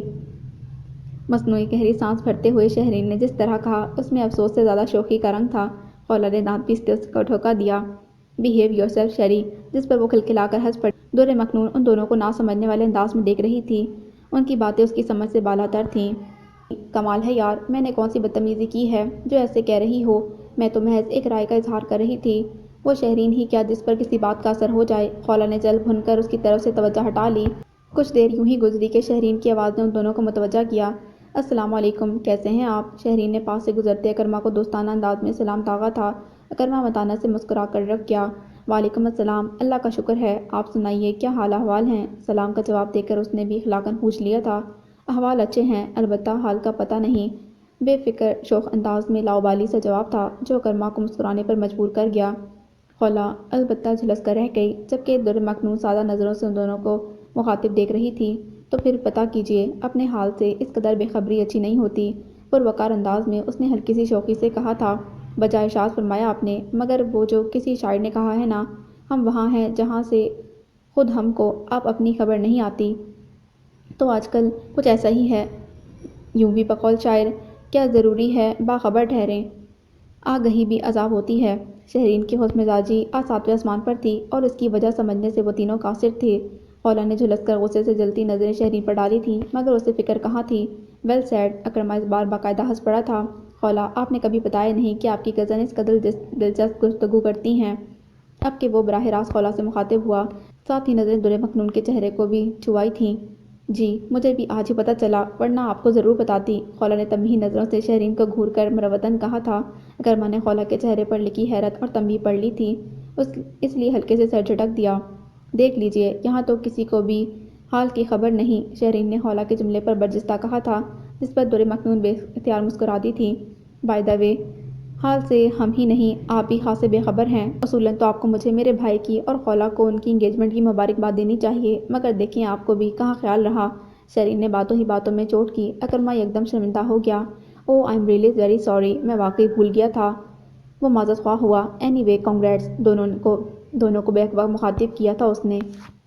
تھینکس اے لاٹ، شہرین نے چہک کر کہا۔ خولا نے بھی دھیمے لہجے میں شکریہ کہہ کر نظر چرا لی۔ در حقیقت اسے یہ صورتحال بہت عجیب لگ رہی تھی۔ جتنا وہ اکرما کے سامنے اس موضوع سے بچنا چاہتی تھی، اتنا شہرین یہ ذکر چھیڑ دیتی تھی۔ مائی پلیجر، اکرما ہلکی سی پروکار مسکراہٹ سمیت کہہ کر ان سے معذرت کرتا آگے بڑھ گیا تھا۔ سامنے ہی گیٹ سے اندر داخل ہوتا ولی اس کی تلاش میں نظریں بھٹکا رہا تھا۔ دونوں کو بیک وقت مخاطب کیا تھا اس نے۔ تھینکس الاٹ، شہرین نے چہک کر کہا۔ خالہ نے بھی دھیمے لہجے میں شکریہ کہہ کر نظر چرا لی۔ درحقیقت اسے یہ صورتحال بہت عجیب لگ رہی تھی۔ جتنا وہ اکرما کے سامنے اس موضوع سے بچنا چاہتی تھی، اتنا شہرین یہ ذکر چھیڑ دیتی تھی۔ مائی پلیجر، اکرما ہلکی سی پروکار مسکراہٹ سمیت کہہ کر ان سے معذرت کرتا آگے بڑھ گیا تھا۔ ساتھ ہی گیٹ سے اندر داخل ہوتا ولی اس کی تلاش میں نظریں بھٹکا رہا تھا۔ اس کے جاتے ہی خالہ نے خونخوار نظروں سے شہرین کو گھورا۔ آر یو میڈ شہری، دماغ تو درست ہے تمہارا، کسی سے بھی فرینک ہونا شروع ہو جاتی ہو۔ دور مکنون کی موجودگی کے خیال سے خالہ نے غصے کو پیتے ہوئے کہا، تاہم لہجہ آگ برسا رہا تھا۔ کسی سے نہیں، صرف اسی سے جس سے فرینک ہونا چاہتی ہوں۔ رٹائی کی حد پر کھڑی شہرین دور مکنون سمیت خالہ کو بھی متعجب کر گئی۔ معنی، خالہ نے تب کر سوال کیا، معنی یہ کہ مسٹر اپنے خاندان کے اور میں انصاری فیملی کی موسٹ ایلیجبل بیچلر ہوں۔ لہٰذا اس لحاظ سے اگر دیکھا جائے تو ہمارا فرینک ہونا بنتا ہے۔ انتہائی اطمینان سے وہ اپنے خیالات کا اظہار کر گئی تھی۔ خالہ کے چہرے کی رنگت سرخ پڑ گئی۔ شٹ اپ شیری، شرم کرو تم، اس نے ملامت کی۔ ڈونٹ وری، شرم بھی کر لوں گی، بس ذرا اس کا اوکیزن تو آنے دو۔ میں نے سنا ہے کہ برائڈل ڈریس پہن کر تو الزبتھ ٹیلر بھی بلش کرنے لگتی تھی، جبکہ یہ کام اس نے کوئی 7-8 بار تو کیا ہی تھا۔ لہٰذا میرے کیس میں تو پھر اس کے کافی اطمینان بخش چانسز ہیں، خوش دلی سے کہتی شہرین دور مکنون کو لامحالہ مسکرانے پر مجبور کر گئی تھی۔ خالہ کو یکدم بڑی ہی شرمندگی کا احساس ہوا تھا۔ دیکھ لو دوری، اس کا تو دماغ خراب ہو گیا ہے۔ محترمہ جلد ہی مسز زاویار انصاری بننے والی ہیں۔ خوشی سے غالباً ذہنی توازن بگڑ گیا ہے موصوفہ کا، مگر فکر کی کوئی بات نہیں، مسٹر زاویار آپ کے معالج ہیں، منٹوں میں یہ شوخی ہوا ہو جائے گی۔ آنسا شہرین مرزا کی۔ خالہ نے طنز کا کٹیلا وار کیا۔ براہ راست دور مکنون پر زاویار انصاری کا ذکر بہت بھاری پڑا تھا۔ اس نے دل کی دھڑکن سست ہوتی محسوس کی اس لمحے، اور درد سے چور نظروں سے شہرین کی طرف دیکھا جو بلیو سوٹ میں جگمگاتی روشنی کے عکس تلے بہت فریش نظر آ رہی تھی۔ ڈونٹ وری ڈیئر، ابھی پرندہ کسی قید میں نہیں ہے، لہٰذا اسے اونچی اڑان بھرنے سے کوئی نہیں روک سکتا۔ یوں بھی کل کس نے دیکھی ہے، آج میں جیو ڈیئر، اور جینے دو۔ کیوں دوری، ٹھیک کہا نا میں نے؟ اسے چمکتی نظروں کے فوکس میں لیے شہرین پوچھ رہی تھی۔ دور مکنون نے ہلکے سے سر ہلا کر نظر چرائی۔ میں آج کے بارے میں بھلا کیا کہوں شہری آپی، میں تو خود ابھی تک گزرے کل سے باہر نہیں نکل سکی۔ کچھ سیاہ یادیں اس کے چہرے پر اضمحلال بکھیر گئیں۔ ممکن تھا کہ وہ ان تکلیف دہ یادوں سے ابھی ابھر ہی نہ پاتی اگر سائرہ بیگم بطور خاص اسے ساتھ نہ لے جاتی۔ ایک بار پھر وہی تعارف کا مرحلہ، کچھ اجنبی، کچھ واقف چہرے ستائشی نظریں سمیت اس کی نگاہوں کا مرکز بنتے رہے، اور سائرہ فخر سے گردن اکڑائے ہوئے کتنے ہی مشتاق لوگوں سے اسے ملواتی رہیں۔ تاہم لوگوں سے ملتے ہوئے بھی اس کا ذہن شہرین اور زاویار کے متعلق سوچتا رہا۔ اس کی نگاہیں گاہے بگاہے شہرین کے چہرے کو چھو کر پلٹتی تھیں۔ کیا زاویار انصاری شہرین آپی جیسی پیاری لڑکی کو ڈیزرو کرتا ہے؟ ایسی زندگی اور امنگوں سے بھری لڑکی کو جس نے زندگی کا سیاہ رنگ کبھی دیکھا ہی نہیں، اور اللہ نہ کرے کہ کبھی وہ دیکھیں۔ سوالات کے بگولے اس کے ذہن میں چکرا رہے تھے۔ نہیں، بالکل نہیں، دل نے بڑی بے دردی سے فیصلہ سنایا تھا۔ آپ ایسے شخص کے ساتھ بھلا کیسے خوش رہ سکتی ہیں جو آج بھی کسی دوسری لڑکی کے بارے میں سوچتا ہے، جو اتنا کم ہمت ہے کہ اپنے لیے کسی کو بھی داؤ پر لگا سکتا ہے، جو میرا قاتل ہے، میرا مجرم ہے، جس نے اپنے گھر والوں کے فیصلے کو ابھی تک نہیں مانا، جو ان کے ساتھ مخلص ہی نہیں۔ جو شخص خود سے ہار جائے، وہ بھلا کسی دوسرے سے کیسے جیت سکتا ہے؟ نہیں، یا اللہ تو آپی کو ایسے بے درد شخص کے حوالے نہ کر جس نے اپنے نفس سے شکست کھائی اور تعمر کا خسارہ میرے نصیب میں لکھ ڈالا۔ تپتی ہوئی سوچوں نے اس کی مڑی ہوئی پلکوں والی آنکھوں میں جیسے آگ سی لگا دی تھی۔ وہ خود میں ایسے گم کھڑی تھی کہ اپنی طرف اٹھنے والی اظہار صاحب کی ایکس رے جیسی جسم و جاں میں کھپتی نظروں کا احساس ہی نہ رہا، اور ہوتا بھی نہیں اگر وہ خود ڈگ بھر کر اس کی طرف نہ چلے آتے۔ جو وہ اس کے نزدیک آتے گئے، اس کا ذہن گویا جاگتا گیا، اور وہ ماضی سے حال میں لوٹنے لگی۔ ان کے بڑھتے ہوئے ہر قدم کے ساتھ ساتھ دور مکنون کے چہرے پر ناگواری اور خوف رنگ جمانے لگے تھے کہ یکدم اظہار صاحب نے اس کی آنکھوں میں ہراس اور نفرت کی جگہ طمانینت کا واضح اثر ابھرتا دیکھا۔ وہ ان کے کندھے کے اوپر سے اس کے عقب میں دیکھ رہی تھی، اور ابھی وہ اس یکدم تبدیلی کا سرا تلاش ہی کر رہے تھے کہ عقب سے ابھرتی اکرما کی آواز نے ان کے سر سے پیر تک زلزلاہٹ کا کرنٹ دوڑا دیا تھا۔ وہ انہیں پکار ہی رہا تھا، اظہار بھائی۔ اس کی پکار پر دور مکنون کی طرف بڑھتے ان کے قدم سست پڑ گئے۔ بڑی مشکل سے آج کے فنکشن میں وہ تنہا نظر آئی تھی۔ عین وقت پر اکرما وہاں آوارد ہوا تھا۔ زارا آپ کو ادھر اسٹیج پر بلا رہی ہے، آ جائیے۔ بظاہر اخلاق اور ملنساری سے اس نے مخاطب کیا تھا انہیں، مگر انہیں اکرما کی آواز میں تنبیہ کا اثر غالب لگا۔ اچھا اچھا، وہ اس کی طرف پلٹ گئے تھے۔ میں ذرا ایمن کو ڈھونڈ رہا تھا، تم دیکھنا ملے تو میرے پاس ہی بھیج دینا، ڈھٹائی سے کہتے ہوئے کرما کے پاس سے گزر گئے تو اس نے چپ چاپ کھڑی دورِ مکنون کی جانب دیکھا جس کے چہرے پر لکھا تشکر اس کی نگاہوں سے مخفی نہیں رہا تھا۔ آپ یہاں اکیلی کیوں کھڑی ہیں؟ جائیے ادھر طاری آنٹی کے پاس بیٹھیں اور انجوائے کریں، چچا جان کی توجہ مستقل آپ کی جانب رہتی ہے، آپ خوش نظر آئیں گی تو وہ مطمئن رہیں گے، اس بات کا خیال کریں۔ دھیمی آواز اور سنجیدہ لہجہ، مگر غالباً حکم دیا گیا تھا۔ دورِ مکنون نے بڑی سادہ سی نظروں سے اسے دیکھا جس کے چہرے پر سنجیدگی کے ساتھ ساتھ کچھ طیش بھی تھا، گو کہ وہ جانتی تھی کہ یہ غصہ اس کے لیے نہیں ہے۔ پھر بھی وہ گھبرا کر یکدم وہاں سے چل پڑی اور طاہرہ بانو کے پاس جا کر رکی تھی۔ طاہرہ بانو نے اسے اپنی بھانجی فارینہ سے متعارف کروایا تھا اور پھر بقیہ وقت وہ طاہر کے ساتھ رہی۔ ایک آدھ بار سائرہ بیگم کے کہنے پر اس نے اٹھ کر ایک آدھ رسم میں حصہ لیا اور پھر دوبارہ طاہر آنٹی کے پاس آ بیٹھی۔ فارینہ اسے اچھی لگی، تھوڑی سی خود سر مگر کافی خوش اخلاق لڑکی تھی۔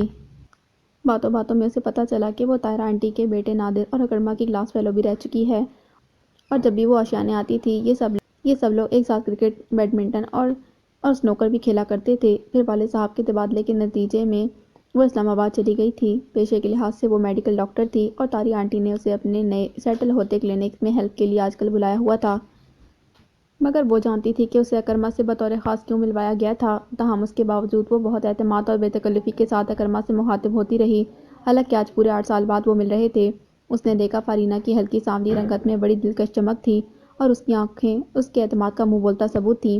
وہ شیرازی ولا کے مکینوں کے لیے اجنبی نہیں تھی، لہٰذا ذرا دیر بعد ہی وہ بھی اس ہنگامے کا حصہ تھی جو اس کے ارد گرد برپا تھا۔ سب لوگ کتنے خوش تھے، مسرور تھے۔ دورِ مکنون کی نگاہیں یک کے بعد دیگرے ہر چہرے پر پھسلتی مظفر شیرازی صاحب اور سائرہ تک آ رکیں۔ اس کی بصارت نے ہر رخ سے جھلکتی مسرت کو کھوجا اور پھر وہاں موجود لڑکیوں کے ٹولے پر نظر ٹک گئی۔ کتنی خوش نصیب ہیں یہ سب، ان کے پاس کیا نہیں ہے؟ فیملی، عزت، صحت، تعلیم، ڈھیر سارے دوست اور ان کا خلوص، اور سب سے بڑھ کر عصمت اور مستقبل کے لیے آنکھوں میں سجنے والے حسین خواب۔ اور میرے پاس؟ دل نے چپکے سے سوال کیا۔ احساس کمتری بڑے کروفر سے بیدار ہوا تھا اس لمحے۔ اس نے خود ترسی سے کچھ سوچنا چاہا کہ ایک آواز اس کے ارد گرد گونج اٹھی تھی، جو چلا گیا اس کا دکھ اپنی جگہ صحیح، مگر یہ بھی تو سوچو کہ آج تم محفوظ ہو، اپنے والدین کا سایہ سر سے اٹھنے کے بعد بھی امان میں ہو، کیا یہ مقام شکر نہیں؟ ورنہ ایسی کتنی ہی ہرما نصیب لڑکیاں ہیں جن کو پامال کر کے معاشرے کی ٹھکروں کے حوالے کر دیا جاتا ہے، جن کا کوئی مستقبل نہیں ہوتا، جبکہ تمہارے مستقبل کے لیے تو کتنے ہی بے لوث اور مخلص لوگ کوشاں ہیں۔ دماغ نے خوش آئند پہلو پر نظر ڈالی تو وہ خود ہی بیدار ہوتے احساس محرومی سے نظر چرا کر سامنے موجود شیرازی ولا کے مکینوں کو متشکر نظروں سے دیکھنے لگی، جو اس گھٹا ٹاپ اندھیرے میں اس کے قدم سے قدم ملائے ہوئے تھے۔ پس منظر میں کہیں زاویہ انصاری کا حوالہ بھی ابھر رہا تھا، جو اتنا کچھ ہو جانے کے باوجود اس کو اپنی زندگی میں شامل کرنا چاہ رہا تھا۔ گہری سانس بھر کر اس نے سر سے اس سوچ کو جھٹکا اور طاہرہ کی طرف متوجہ ہو گئیں جو اسے کچھ کہہ رہی تھیں۔ فنکشن بہت اچھا رہا تھا، شہری نے خوب انجوائے کیا، اور جانے سے پہلے وہ موبائل ہاتھ میں لیے جب دورِ مکنون کے پاس آئی تو لاشعوری طور پر وہ سہم سی گئی۔ اینی ہے، تم سے بات کرنا چاہ رہی ہے۔ شہرین نے سیل اس کی طرف بڑھایا تو اسے تھامنا ہی پڑا۔ ہیلو، میں ناراض ہو کر فنکشن میں نہیں آئی، پھر بھی تم نے مجھے منانے کی ذرا سی بھی کوشش نہیں کی دوری، معلوم ہے کتنی دیر سے تمہاری کال کا ویٹ کر رہی تھی، بالآخر مجھے ہی فون کرنا پڑا۔ بہت بری ہو تم، اینی بلا سلام کے ہی برس پڑی تھی۔ جانتی ہوں، میں واقعی بہت بری ہوں، جواب میں اس نے کچھ ایسے ٹوٹے لہجے میں کہا کہ اینی ایک لمحے کے لیے کچھ بول نہ سکی۔ دورِ مکنون کے لہجے کی ٹوٹ پھوٹ اور درد اور شائستگی نے اس کے دل کو جیسے جھوسا لیا تھا۔ اپنی ذات سے جڑے کسی تعلق اور کسی رشتے کو کوئی بھی تو خوشی نہیں دے پاتی میں واقعی کتنی بری ہوں۔ ہونٹ کچلتے اس نے مایوسی سے سوچا تھا، اچھا اب زیادہ ڈرامہ کوئین بننے کی ضرورت نہیں، میں ناراض ہوں تم سے سمجھی، اتنی آسانی سے راضی نہیں ہوں گی۔ پتہ نہیں بیچاری دوری کن حالات اور مشکلات سے گزر رہی ہے، کیا معلوم اس کی خالہ نے ہی اسے آنے نہ دیا ہو، مجھے بھی غصہ تھوک دینا چاہیے، دل ہی دل میں اینی نے سوچا تھا، مگر ظاہر نہیں کیا، اور روب سے بولی تو دورِ مکنون کے چہرے پر مدھم سی مسکراہٹ بکھر گئی۔ اگر میں ایکسکیوز کروں تب بھی نہیں؟ دورِ مکنون کے امید بھرے لہجے پر اس نے گویا چند سیکنڈ کچھ سوچا اور بولی، پھر گنجائش نکل سکتی ہے، لہٰذا شروع ہو جاؤ۔ تحکمانہ لہجہ دوستی کے ناز سے بھرپور تھا۔ دورِ مکنون کے لبوں پر ٹھہری مسکراہٹ گہری ہونے لگی۔